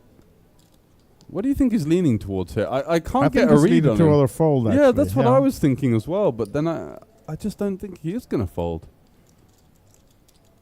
Wow. Yeah. Oh. Looks like he's flipping a coin, with himself. He's kind of given the game away now anyway. Wow. Wow. How does he get away? It's almost, that kind of look like this is just not my day. I know I'm supposed to shove, but I'm probably going to be behind a lot. So much money in there, and that was really the worst case scenario. You've still got equity. Maybe he was a bit sort of put off by the smaller size. Maybe, just thought it was likely to be that kind of overpair, nut flush draw type vibe, which is, he's absolutely nailed his hand if that's what his thought process was. Or it could also just be the fact that it's on a bit of a sort of trajectory downwards and didn't feel like he was going to get lucky in that one. Yeah. Who knows? Or actually, I have one more take on this. Since I've just been by the table and we are on a delay, I know that he's running back and forth looking for his food. He's actually ordering food and said, "Where's my food? I need to eat." He's so maybe that hangry. That's the third take on it. Yeah. He's hangry playing now. Yeah, he does look a bit tense over on the left there, doesn't he? Where is my tornado? Yeah, exactly. Now then. It's going to be like marching down the stairs, throwing his weight around at some stage. Hey, I'm playing a big game up there. What the hell's going on? You're not wrong. Yeah. Yeah, now then, look at this for Mehmet. A better flop this time, but not hardly getting any action from Jesper maybe this time with just the ace-8 and not much more. But of course, checking it over, he falls for the trap. And it feels like Jesper's bet when check to percentage is like literally 100. Yeah. He's just like, okay, I'm in. Now then, here's the raise. Yeah, he pots it and gets the fold. Yeah. And I think that's definitely a reasonable way of playing the hand. You can fold out a decent amount of, like a lot of Jesper's bets are going to be like gut shots and stuff. One pairs that have live side cards. So even if you get these sort of hands, like any hand in 5 card there that's called pre is going to have like at least 20% equity, right? Yeah. So even though you feel like sometimes a bit silly when they just instantly fold and you're like, I kind of wasted the value of my hand, at the same time, you only had a pair of queens, you know? It's like anything can happen. Yeah. Equity denial is the most important part of the game. So if you're wondering what's happening right now, we're just doing a chip count in a little dealer break here because we do want to have the correct amounts for you updated. So Yeah. just be a minute for the staff to double check and make sure that we have the correct amounts for you when we do continue the stream. So action will be back just shortly, and maybe Mehmet can find some food in this little break as well. He's surely gonna hunt for it. Yeah, exactly. Sort of like shoving his arms around like Conor McGregor walking into the octagon. Yeah. The little frog has chips still. Yeah, Teddy's on a bit of a spin up actually. Yeah. Good. But as we said, Omar and Jesper likely to be the biggest winners so far. And if you just tuned in and watching this and wondering what tournament is this? It's not a tournament for once. From the Kings of Tallinn, we do have the high stakes 50 euro blinds PLO 5 card action coming to you live. And here we are. We're live too as well. How are you, George? Yeah, not too bad. Nice to see you. Yeah. On my 6th Ollie boost of the day. These are your empty ones. Yeah. Yeah, and that's how you're going to make your buy-in for the... That's it. Yeah. the That's my weekend. wages, actually. Yeah, I just get exactly. paid an Ollie boost. Yeah. It's not bad. Best thing ever Better than happened. euros. I'd Yeah. only be buying them anyway. So So guys, what do you like our new studio here? Colorful and yeah, I like feels like a bit more like we're sort of analysts now Yeah. rather than two guys having a chat in the pub. Yeah. Yeah. But who's going to do the weather? That's don't the know. question. I don't Maybe know. Krista will come back. Have we even been outside for the last month? It's raining actually. Oh, So is it? there you have it with Nice the to weather. know. I'm doing the weather apparently. So Okay, 10 minutes ago, 15 minutes ago, it's raining. I'll leave that to you. Yeah, absolutely perfect. Yeah, so shortly back with the action from the 50-50. It's must be one of the biggest cash games ever. Yeah, I mean, in terms of commentating on cash games, I found it really difficult to get lineups for 2-5, 5-10. You know, there's lots of kind of like mid-stakes regs that take it very seriously and maybe dry some of the fun out. But the thing I love about high-stakes poker, and now I'm trying to travel around and play some of the bigger tournaments and things like that, is you just come across people that have achieved quite a lot in life, and they're just way more relaxed. You know, they'll have fun with you. Whereas, like, when you're up against guys that are playing with their disposable income, they're living month to month, it's just so tense, you know? So sometimes when you hit the top sort of echelons of the game, it kind of gets fun again, which is great to commentate on. So it's been an absolute pleasure so far to see these guys just kind of chucking chips around willy-nilly and having a good time. And that's going to be continuing downstairs in the cash game room throughout the week, basically. Yeah, so there's a absolutely. cordoned off area. They're going to be playing. I heard some rumors of 200, 400, but it depends on the types of players that you get for that. I mean, that's likely to be seeing some of the Scandinavian end bosses from online maybe popping in for that one just for a little spin. But yeah, so it's good to see that cash games are still healthy and alive. But yeah, very Definitely. much that big gap between, you know, you're grinding your 5-5 and your 2-2 and then it's the 50-50. So it would be nice if there were more stakes in between, but it's just not really the way it works. No, not really. That's true. But yeah, nice to see to have these guys on our stream, and hopefully we'll have some more days. So the plan is right now, as we said, to tomorrow come back in the afternoon to have the final table of the 1100 PLO. Yep. A tournament you wish you were in. I do, but at the same time, it's always great to commentate on it as well. Yeah. We did some exclusive behind-the-scenes content with the winner, who was a Finnish reg called Riku. You can check that out on YouTube, on the OlyBet TV YouTube channel. And hopefully you'll be able to do some more content like that, because I really enjoyed that, getting an insight into the sort of hand-by-hand play of how he won that tournament. So that's going to be the tournament that is now tomorrow, and we're going to be going live at around about 3 o'clock local time. Yeah. So They will come back actually on 3 tables tomorrow at 1 o'clock. Okay. And then they play it down to the final table. So that's why we can't say the exact time that we will be starting, because we need to get down to that 7 final table, 7 players. But around 3, 4 in the afternoon. will they be in the money when they come back tomorrow? Yeah, exactly. Yeah. They're playing down to the money today. Yeah. And if you're here at Hilton, you can still enter that one for, I think, 30 more minutes. Wow, really? Why not take a last spin? So Jeez. no, I shouldn't have said that, because now George will run out of the commentary booth. I've I'll got- be right back. Got a bit of a temperature actually. I'm feeling Yeah. a little bit rough. And then we'll see you on the stream tomorrow. Then. Yeah, Perfect. exactly. Yeah, you can Hey. you can comment from the table. Yeah, why right. not? Postcard. Yeah, all the insights. Yeah, you got to be in the mix if you're gonna know the players, right? Exactly. Yeah. Exactly. So maybe we should send you off to the tournament. Maybe. Yeah. You want a piece? Can I pay in all? Yeah, booths? I'm worried. I've got them coming out my ears, to be honest. All right, then let's see if we are ready to get back to the action, maybe with the cash games. But just we said this little break we had is just to update the stacks for you, so we're getting them sorted, so we have the correct amounts as we get back. But I think we will have the same players. I don't think they were leaving. As we said, maybe Felix was considering to go play this actually. The Felix 1100. is likely to max late reg the 1K. Yeah. And I think there are going to be a couple of guys maybe when the 1K comes out of late registration that are going to potentially be joining us as in like they are focusing on the tournament, but if the opportunity presents itself, they'll jump over into the cash game as well. Yeah, there are some not exactly newcomers, so to speak, in the No. 1100. As we saw, Juha Helpi is playing that one, and he's showed some interest in playing on these live stream cash games as well. So maybe that's a profile that we will get to go. And it seems like we're getting some information about that we are ending for tonight. Are we? No, we're getting back to the action. That's what you mean. All right, our producer is It's giving us double bit of a signals. cock tease there. It's going like this in the background. It's like, that means no usually, Yeah, but in fact it means yes. So it Yeah, must be opposite perfect. day today. I thought so. So let's get back to the action then.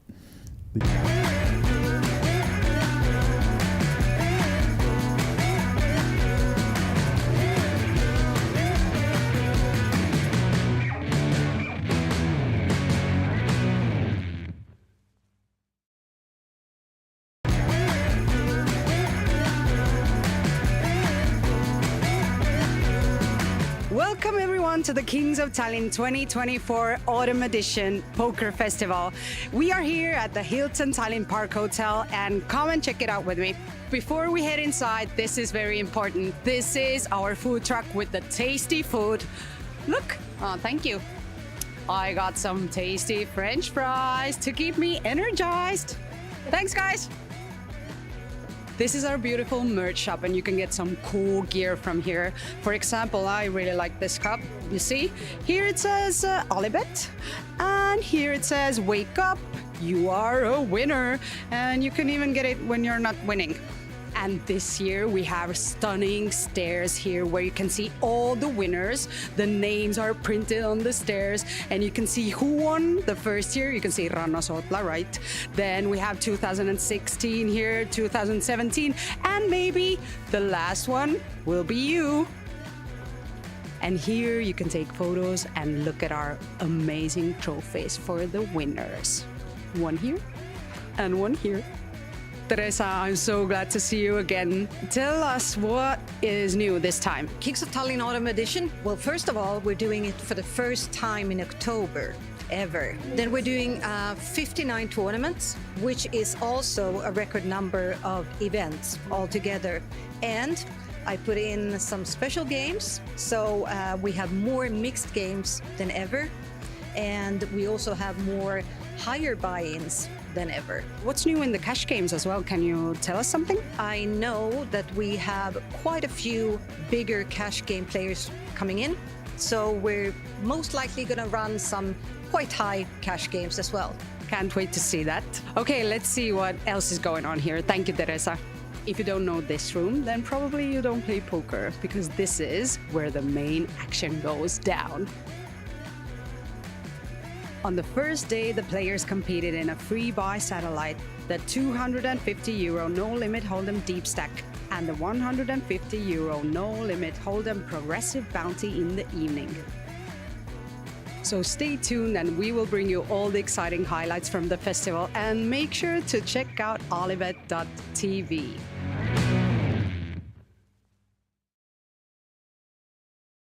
Teresa, we have a new game this time in the festival, and it's called 5-card stud. And in Finnish, I also learned it. It's sökö or sökö nullo.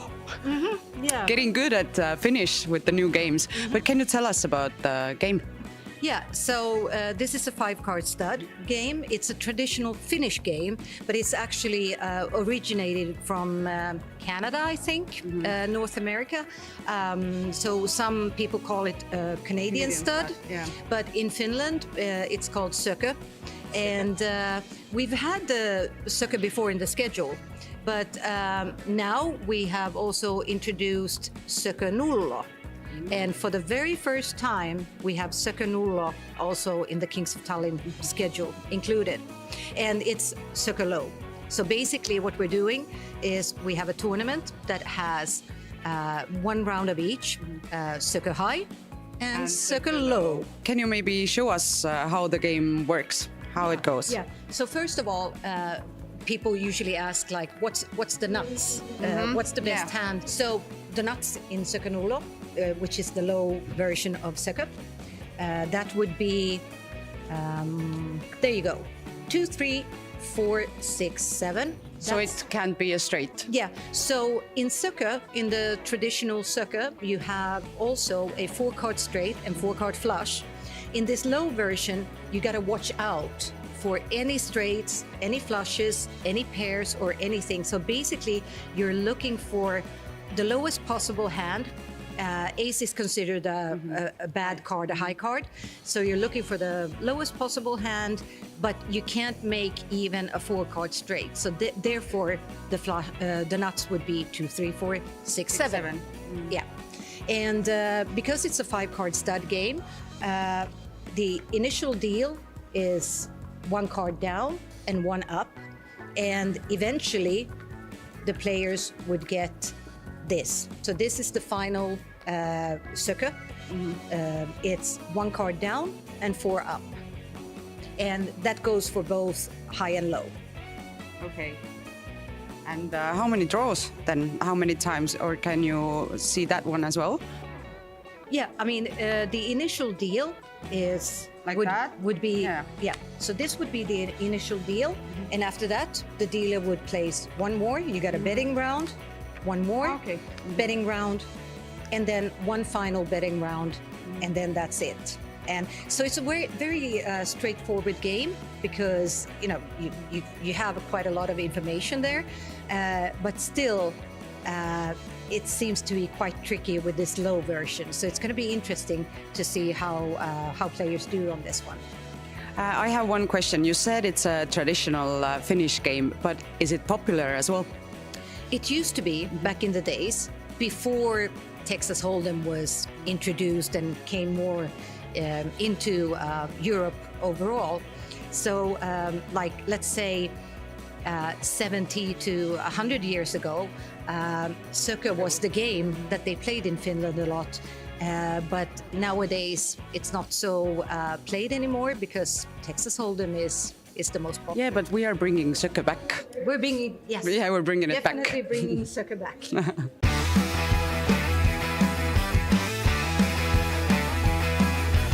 Welcome back to the Kings of Tallinn 2024 Autumn Edition. It's been another exciting day full of poker here at the beautiful Hilton Tallinn Park Hotel. So let's take a look at what went on. Before we dive into Day 2's action, let's quickly talk about the Day 1 €150 no-limit hold'em progressive bounty event.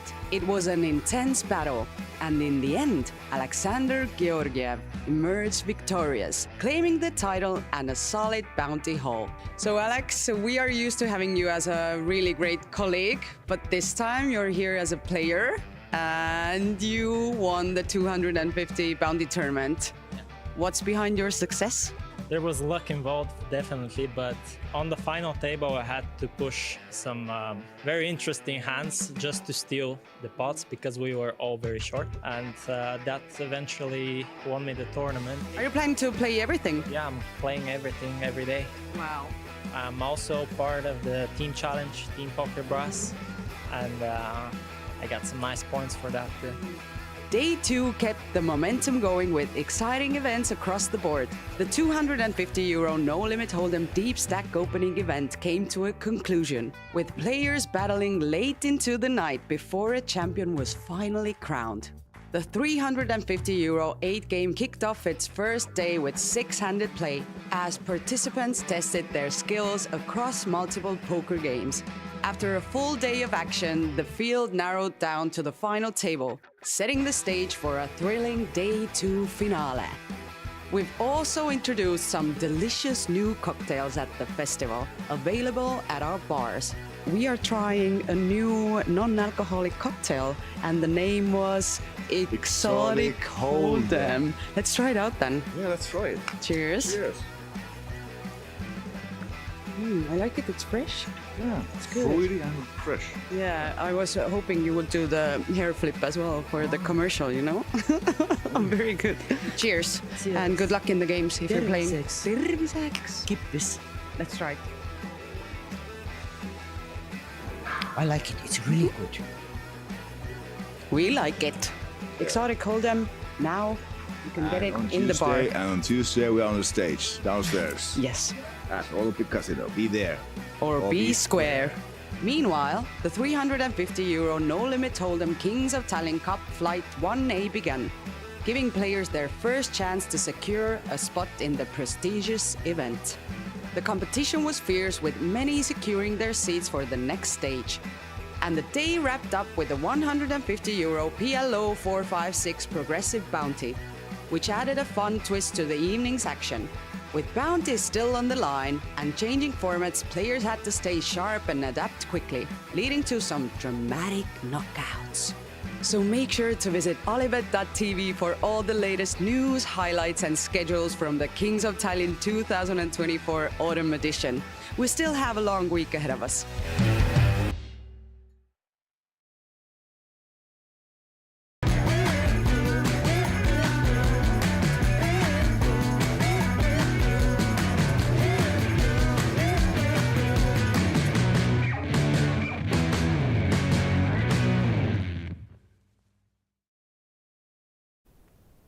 Here we are, back in the studio again. Welcome back. If you just joined the stream, what is this, George? Well, we're here for the Kings of Tallinn Autumn Edition, of course. But Certainly are. we're getting things kicked off this week with some €50 pot limit Omaha 5-card cash games with, of course, Teddy, a couple of his friends, a couple of the local pros as well. We've got a table of 5 or 6 players that have been sort of coming in and out, but the action has been pretty big. We've seen some big chop pots, the 24K pot earlier that got chopped up between Jesper and Omar, I believe. Yeah. And certainly a couple of fearless guys on the table that aren't afraid to put the chips in, so it makes for quite a big spectacle. Yeah. And right now, Sweden is the big winner. I think we have Jesper and Omar, both Swedes, that are up right now. And we just had a little chip count break. And some of the players as well maybe get some snacks in, so they'll be fresh and ready to go for a couple of more hours at least. Exactly, a little bit of fuel for the poker grind, that's for sure. Yeah. So these guys are likely to be getting underway, in the next couple of minutes? Yeah, I think we're ready to go right now, actually, with the action from the table. So let's head over to the TV table, and you can see some snacking going on in the top left corner. Is that a carpaccio we're having? Yeah, it looks healthy, whatever it is. Yeah, sure, a lot of greens. Yeah, I've never seen that much green in on my plate ever. I was going to say, it's like rabbit food, isn't it? Yeah, so we have right now a guy that we know was chasing food is sitting out. Mehmet in seat number 2, but Teddy seat number 3 is receiving his cards. And then we have Mr. Carpaccio, Jesper in seat number 4, Felix seat 5, and Tom seat 6. And then we should have, it's a bomb pot straight away here now then, 200 each. In playing 2 boards. And George, do you care to explain bomb pot for those who don't aware? Bomb pots, you play for two separate pots essentially. So the top board and the bottom board. Everyone's got to put in this game 4 big blinds, so 200 euros each, and we go straight to the flop. So it starts from the small blind, and the button, of course, has the position in the hand. So look at these holdings. What have we got here? Oh, Tom has a deuce. So that's a really strong hand to start driving some action, because he's got the deuce on the bottom board as well. So it's less likely that he has a deuce. So you want to be driving it, and just gets the job done. Manages to fold out some equity. Yeah. Did indeed have the nut flush draw on the bottom board as well. His hand is almost so strong that he could slow play it, but just with the two pair on the bottom, straights potential. Yeah, so it's a game basically where you want to drive your opponent mostly off of the other half of the pot. So you'll see a lot of aggression with the nuts on one board and kind of a speculative hand on the other board. It's quite difficult, even in 5 card, to hit both boards really strong, although we did see Omar do that earlier on, and flopped the nuts on one board, rivered the nuts on the second board, and won himself quite a juicy 13k pot, I believe. So Teddy's still... What's happening now? The frog is dancing, is it? A little bit, yeah. To me, the frog just looks a little bit tired. I think he didn't get a snack in the break. They forgot about the frog. Didn't give him a coffee, nothing. No back rub. Oh, jeez. Yeah, tough life as the frog. Yeah. So is Teddy going to... Nope. No? So it looks like... Are we on the 200 straddle now? So, okay, we're double straddling it up. Jesper is definitely not folding this. He's saying call. Yep. The Carpaccio call. Teddy helping him with the chips. Was he potted it or is he called? I think he's called. Just called, right? Yeah. It's Teddy. He wanted more chips in the middle. I can help you, bud. Some weird palming going on there. Flopping a 6. Boat for this Jesper. Huge flop. 966 goes check, check. Yeah. I think now Felix is turning some equity there, like with the 5-3 if I'm not mistaken. Possibly the ace of hearts as well. Does have the ace of hearts. It does, yeah. And wow, just snaps. And needing an ace now, though. And another 9 falls as well. Yeah, that's just the absolute nutter butters for Jesper, who didn't really have any concerns about not having the best hand, and now knows for sure he does have the pure nuts. And he's going to go for another big bet. That's a 5k chip, I think. Oh, we have those in play as well. Looks like it. Those sort of navy blue / red. Yeah. Very interesting spot for Felix. Yeah. Mulling it over, he blocks the nut flush, which is definitely a hand that could value bet for pot on this kind of river. If you got a nut flush with a 6, for example, you could definitely value bet that.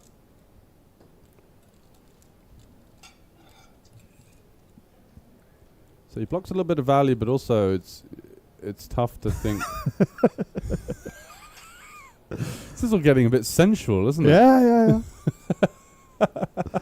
It's getting late. It's 10. Yeah. Hope your children are sleeping by now, because now it's getting... People are feeding each other, and what's this? Yeah. Felix lets it go. He definitely does have bluffs there. He's one of those players, which makes it even tougher to fold to him when...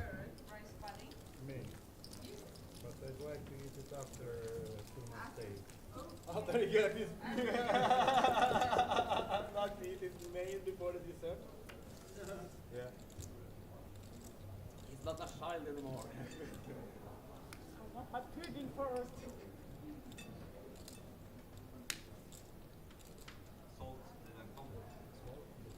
Mehmet's still sitting out now. Maybe he got his food and decided to not be fed at the table by Teddy. He was definitely in a bit of a weird headspace for a couple of orbits there. Just didn't seem to be his usual self that we'd seen for the rest of the stream. Yeah. Tom the same, actually, because he'd been through a little bit of a rough patch. Let's see if he can muster a smile for us. Come on, pal. Don't let us down. Yes. Getting in the mix with the ace, king, 8, 3, 3. Definitely a playable hand on the button. not thrilled about facing a 3-bet, but cross that bridge when you come to it. You got a nut suit. The ace and the king are blocking Jesper. these stronger hands, but lo and behold, there it is. And Jesper is going to pump that one up to 1.3k. This would be, I think, with this stack depth, just a little too punty to call. Yeah, we're going for the steal really there, and it doesn't get the job done, so just has to relinquish it. Knows that 3-betting range is going to be a lot of aces, kings, ace, king with better side cards, so pretty dominated for the most part there.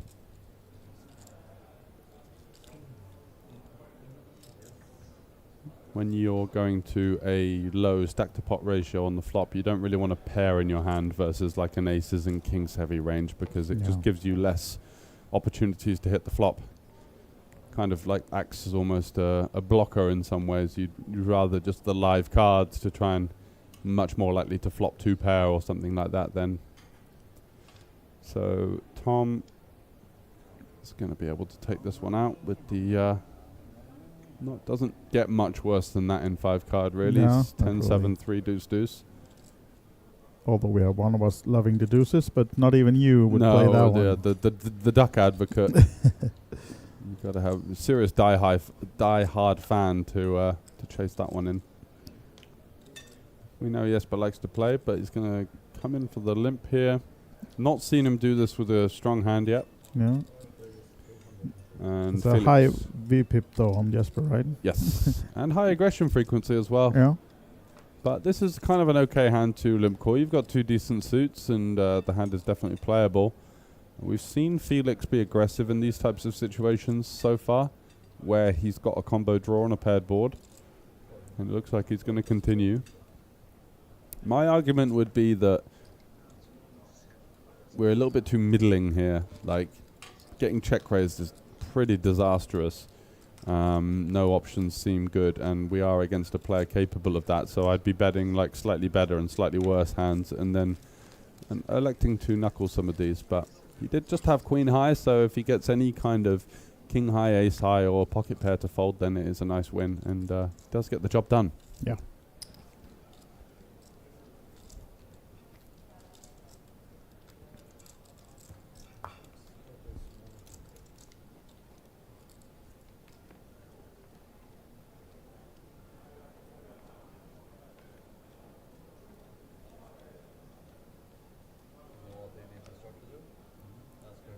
Omar now then 7-6-6-3-2. Another perfect 5-card hand that either. Maybe if they were doing the deuce to 7 triple draw, it'll be in there. But this one folded, and Teddy. This is a hand that gets overrated really. This 10-8-6-5. There's gaps everywhere. The suits are quite poor. So you definitely don't want to limp, because the problem is with limping is that you just allow people to come in with likely better spades, better hearts than you that might fold. And Tom's going to find a nice spot to pump this one up here. Should be making this 500. Should we guess he'll be doing it heads up on Jesper? No, even he can fold the ducks and get back to the food. Get back to the slices of Teddy though lettuce. stays in, of course. Yeah, and Teddy swapped himself a gutter. And so has Tom, but Tom's got, of course, aces with the backdoor diamonds. And it's a swing and a miss for Ted. Yeah, and Tom just having 2k behind, so no chance for Teddy to try to bluff him off anything either. So small pickup for Tom, building back. I don't like grumpy players at the table. When I see your leaf is falling and everything, you know, it's like, it feels the atmosphere a little bit. Really? Yeah. Like 30 minutes ago. Yeah. I want to see your lip on the ground. But when your coach came and stuff, you know, that is like the psychological play, you know, very good at. Sociopaths are very good at that. Straddle to 100 now then from Omar. Yeah, Teddy giving a little bit of a rub down to Tom, saying that he doesn't like grumpy players at the table. So maybe he could be happy that he won that pot at least. Yeah, exactly. Please show us the teeth. I think Teddy's one of those rare players that whether he's winning, losing, or whatever his financial sort of gain or losses from the table, he'll still be in high spirits and talking a lot. In fact, I don't even know if he's up or down in this session, which kind of says it all, right? Usually if someone's chirping away, you've got a decent idea they're having a good session. Yeah, you might tell that Tom is not 20k up right now. Yeah, exactly. By the face expressions and yeah postures. Yeah. And now Felix starting the hand with 8k, investing 1.3 of them with the queens, double suit, sorry. Yeah, Omar going for the the kings. Kings double suited with decent side cards. Usually we are in favor of using the ace, but he's definitely got other ideas. And interesting, he knows this board is, he unblocks all of the Jack 10, the Queen Jack 10 region, so there's going to be a lot of combo draws that he's going to be up against here. And even if he gets Felix to fold this Queen High flush draw, it's kind of a win in some ways, you know. That's why he's gone for the 1.7. So he bets third pot, wants to keep in some really low equity hands like King X, King 9, King Deuce. Wow.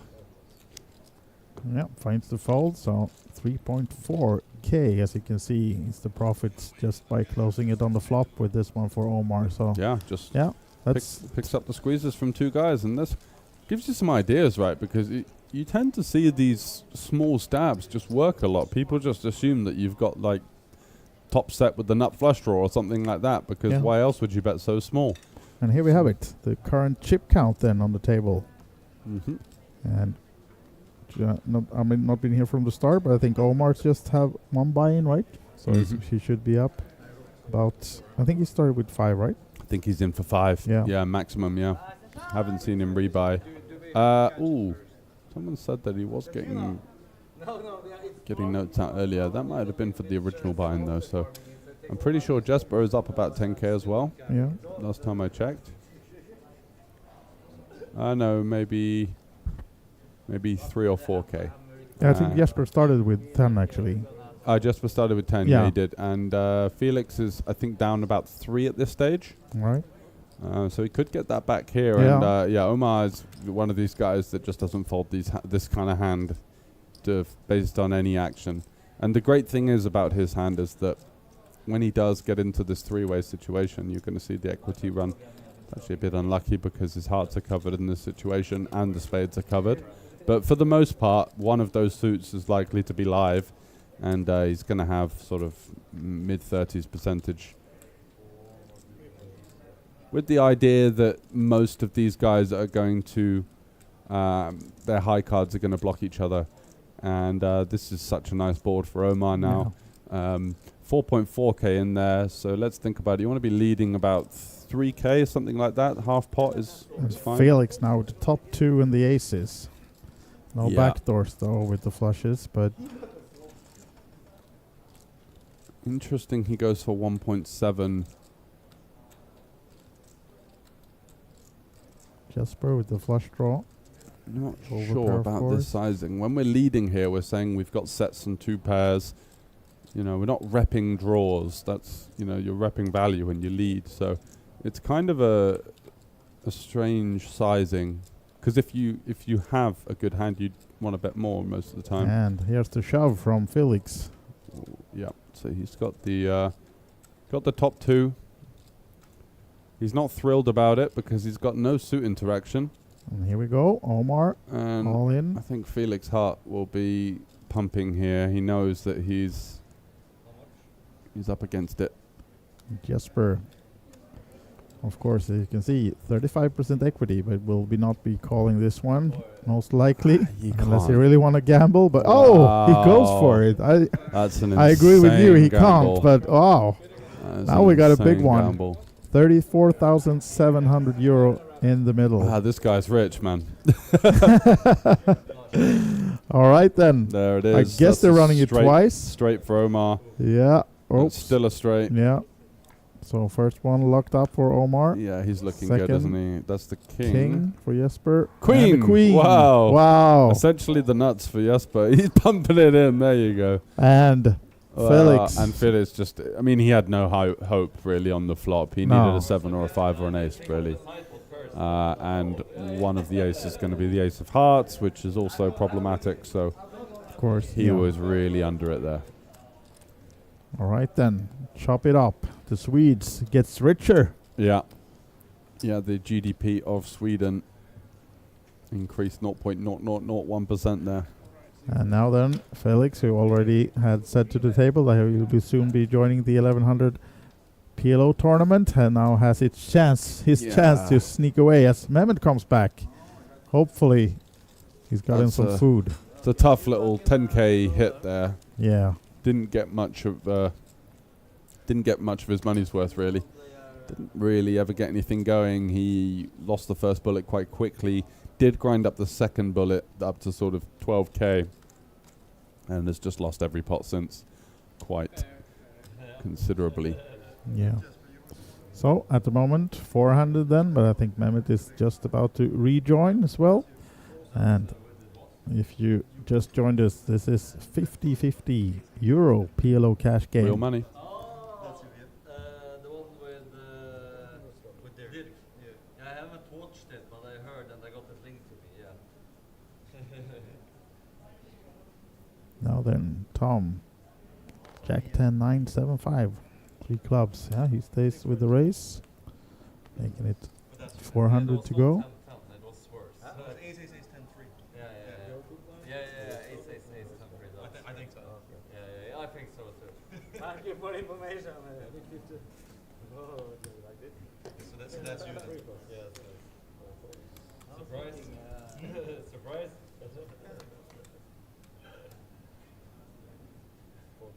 Right then, now favoring the flop with the 5s, Jesper. But Tom continues on the only heart board, trying with a little 300, but Jesper, of course, staying in. And doesn't get a pairing. Does have the straight, but of course it's 3 hearts on the board, so it might be possible for Tom to try something, but just having 2.4 total. 1.5 in the middle, and there's the pairing for Jesper as well, locking it up for sure. And not likely though to get any more from Tom, but surely a little bet is coming. Goes for the full pot bet. But quick fold from Tom, of course. So another pickup for Jesper. Yeah.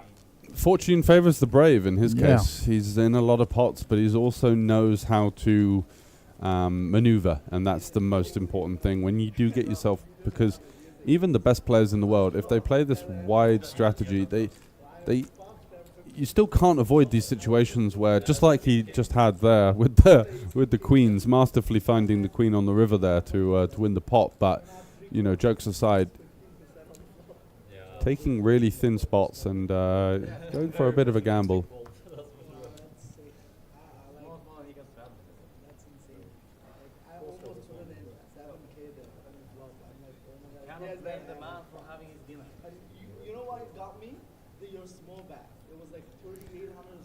Well then, Tom desperately tried to get something going here, but this hand is folded quicker than we read it, so... Just seems a bit sad, doesn't it? It's it's one of those days, you're just... And he didn't eat anything in the break, well, that's we saw. Maybe he's just... Maybe, yeah. He needs It looks like energy. a big lad. He needs feeding. Yeah. Can we ask Teddy maybe to... Exactly, knock him up a burger or something. A bit of rake back. Okay. Now then, look at the flop for Omar. Yeah. Wow, 95%. You can even despite not having basically... You could even check it back, it's so good. Yeah. But I quite like checking back this versus Jesper, actually. Yeah. Because Jesper seems like he showed the hand. As Jesper's patting his own back. Yeah. Saying good lay down with the small pair and the open lower... yeah, the open ender to nowhere. Yeah, exactly. Yeah. So, well, I think maybe besides Tom, but it seems like all the other guys are having a good time at this table. So. I think Teddy has a good time wherever he goes and whoever he's with. Yeah, and rumor has it he's just starting his birthday week as well. So maybe some partying going on later Yeah. in the week as well. But hopefully we'll have these guys back on the stream for more cash games as well, as we now might be coming towards an end of this stream for today in a little while. But Fingers crossed we can get a decent lineup for tomorrow, because I think that after the PLO 1K, we're going to be doing the final 7 onwards from that, right? Which is going to be about 3 o'clock. Yeah. They continue at 12, do they, or 1? 1 o'clock tomorrow. 1. They'll be coming back on 3 tables. I think maybe we'll lean Might be a towards bit 4 later. o'clock. Yeah. Something like that. That we will. Well, of course, we will update on the stream tomorrow or on the socials about when we do come back for more PLO action, but in tournament format then tomorrow. And now then, Tom, is this the one? Oh, 9, 8, 7, 6 deuce, 3 spades. Mehmet with the kings, but pretty much swing and a miss. But flush draw for Jesper. No aces in the hands at all, though. It's 7. 18. Now they're even needling Tom about that small stack of yours. How much do you got? Yeah. And this is, just a bit of a misapplication of a 5 card here. Just betting the kings here, just because it's an ace high board. You really have no equity. You can get away with this in 4 card in some situations, but I think in 5 you just don't really want to do that. It's very often you're going to run into a hand there and you've got very low equity. So many better hands to use as bluffs there. It's kind of like, oh, I had kings, so I want to take this one down, you know. Yeah. A little bit of entitlement, feel like I'm owed the pot, but do you want to be equity driven in this game? And at least if you are going to bluff, have a little bit of removal. So like have a decent club in your hand, have a 6, something like that. Something that at least blocks like a set or 2 pair or a strong flush draw. So does get absolutely nothing here. Yep. And Teddy, wow, what a hand. Here we go. This is a lovely hand. It certainly is. Just wish maybe the 9 of clubs or something like that. But let's see if Tom, no, not this time either. He's already thinking about tomorrow. Is he putting Omar. it? Or just calling? Not sure. Oh, yeah, easy. We're gonna let's go. And he'll be as happy if he loses the hand. So well, that's the beauty of this guy. The money is going in. Just a question of when and how fast. How long will it take? Oh, look at this. Omar's going for the trap here. I mean, it's kind of a strange. Hey, you see Teddy betting pot 2.7 with 5.5 behind, and there's all in from both of them. I got a 7, says Teddy. That's not all though. But yeah, as we can see, it's slightly favoring Omar, and we'll that's of course a great be card running for Omar. it twice. That's a great river for Omar. So one really clean run for Omar there. And the 10 is 2 pair for Teddy, and the aces win again with the 4 counterfeiting on the river, because he couldn't hit the 10, couldn't hit the 7. It was the 4 only, or the king. Oh, and we just saw the king burn. So that's a pretty brutal beat, actually. After the 10 comes on the turn, he needs to fade a king, a queen, a 4, and there it was. So the battle of the Scandinavia countries are favoring Sweden for sure then, as Teddy from Norway loses towards Omar, another big one. And unfortunately the frog is out of chips. The frog is out of chips, and looks like he fell over. He got hit by a bus, and now it looks like Teddy's rustling up some money or sending some cash over. I don't know how it works in these high stakes, because it's such a lot of cash to be carrying around, isn't it? Yeah. You know, like even one buy-in here is 150 euro notes, you know, so it's it's just silly. Yeah. Wow. Yeah, when you think of it that way. Yeah. It's just a lot of paper to be carrying around. Yeah, exactly. So usually these guys have got plaques and they have money on deposit and things like that. But yeah, exactly.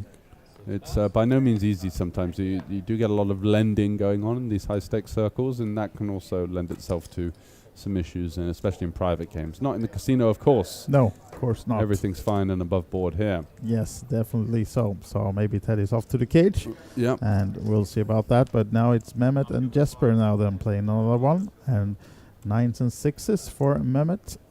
Not connecting at all though. No. And Jesper with a jack. Yeah, Only, jack but still. and 2 spades. It's Yeah. you know, it's definitely not value betting. This is kind of like I've got some good interaction with good hands, and I'm going to therefore bet, and gets the better hand in terms of. Sorry, he had a jack, but yeah, Mehmet just had absolutely nothing. Yeah. But he gets better hands to fold, like queens there with no flush draw, for example, no straight draw is out. Even some king X, you know, with just like king 6-5, something like that. King 6-6-5-3 or something, that's just out.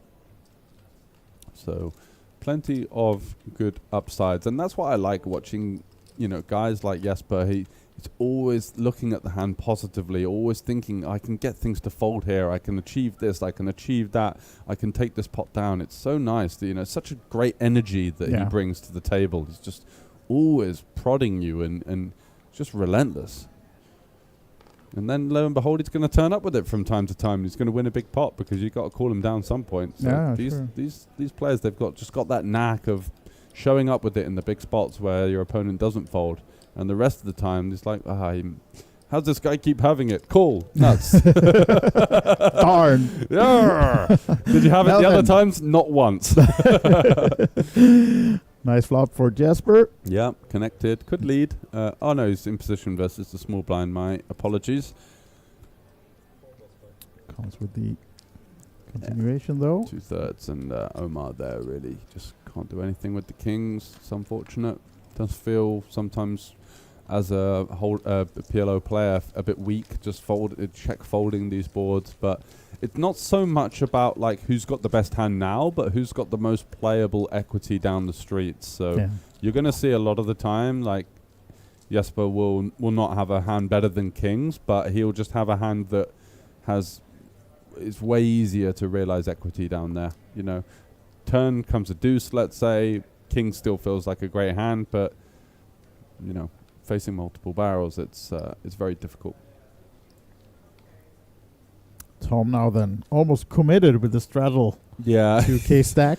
Yeah, so he's on the 100 straddle. He's got 20 bigs. We have to try and make something happen. Omar's going to be making a pretty wide raise here with the 10-10-7-6-5. Oh, now there we go. It's all going in. And aces and eights. Got a nut suit. I think Omar's going to have a peel here with the connected side cards. It's kind of one of those hands that's a bit wide as an open, but once you get 3-bet, you're in. Oh, he just puts it in. Okay. You know, this is where you feel like it's not about if, it's about how Omar Tom is going to lose this one. Yeah. That's a pretty safe flop. Needs to fade a club. Oh, the 7 opens the open-ender. Nope, that's 1 for Tom. Nice one. Just running it once. Actually getting the double up, so nice one. Almost a smile as well on his face. Yeah, he's back in the game. Yeah. I think he's in for 10, so that gets him to minus 5.9 or something. Yeah. Omar has... I think it's kind of like a nearing the end of the session spin he gave Tom there. Just kind of like, you know, I'm winning, I'll give you a bit of action. If you look at the maths, maybe it's a little bit dusty, but there was 2 blinds dead in there, so why not? Can't be that bad, can it, in 5 card? Have a little go. Exactly. Game appears to be slowing down somewhat. Yeah. Teddy went away from the Teddy's table. Left, yeah. Wasn't really bringing loads of action, but I think his presence and his energy was really exactly keeping the keeping it uptick. I think Mehmet is saying goodnight, which is fair. I think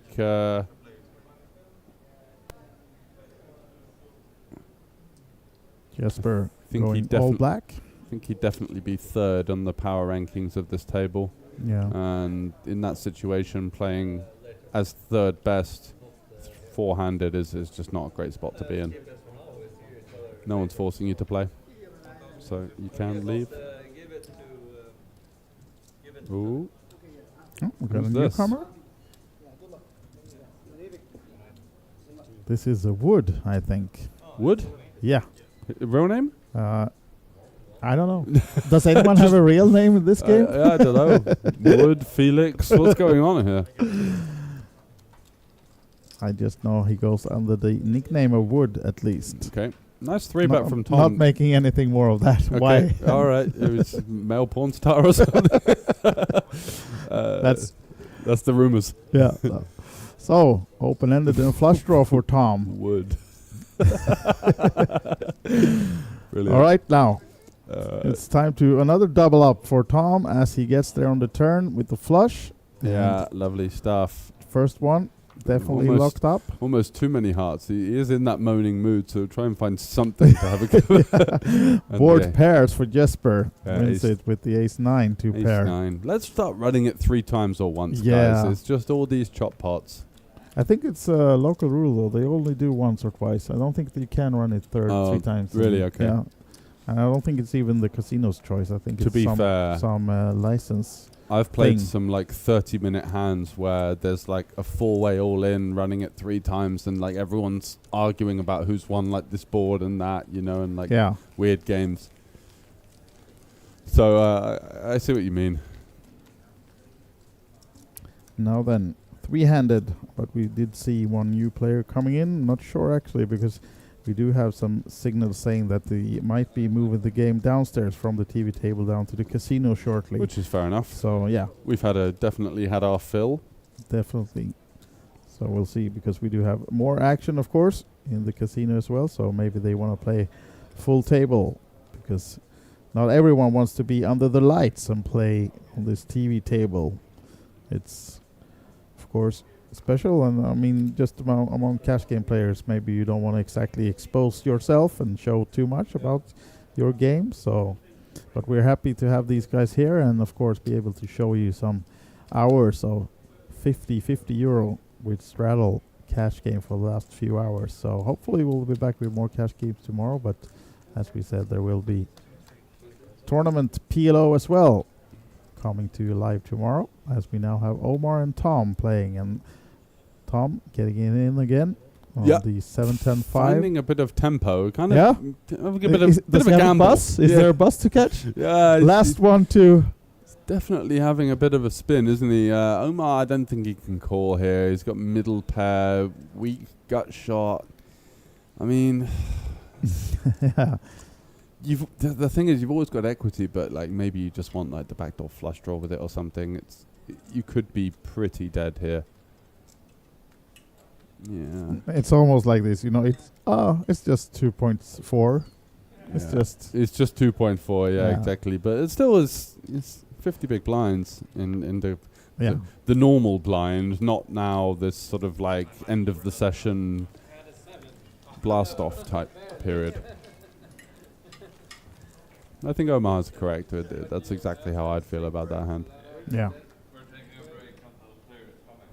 All right, so I think they're calling it a night for this TV table by the looks of it, actually. Jesper does this. It's all over, baby. Yeah.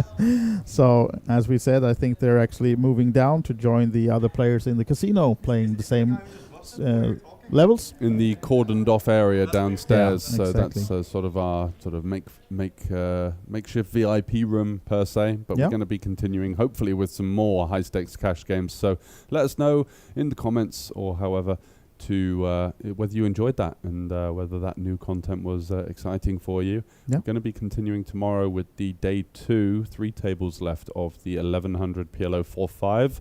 Just a great tournament, one of the Cadillacs of the week, getting over 100 runners. Yeah, well over 100, and late registration just closed, so we're going to check. My guess is like maybe 130, 140 players.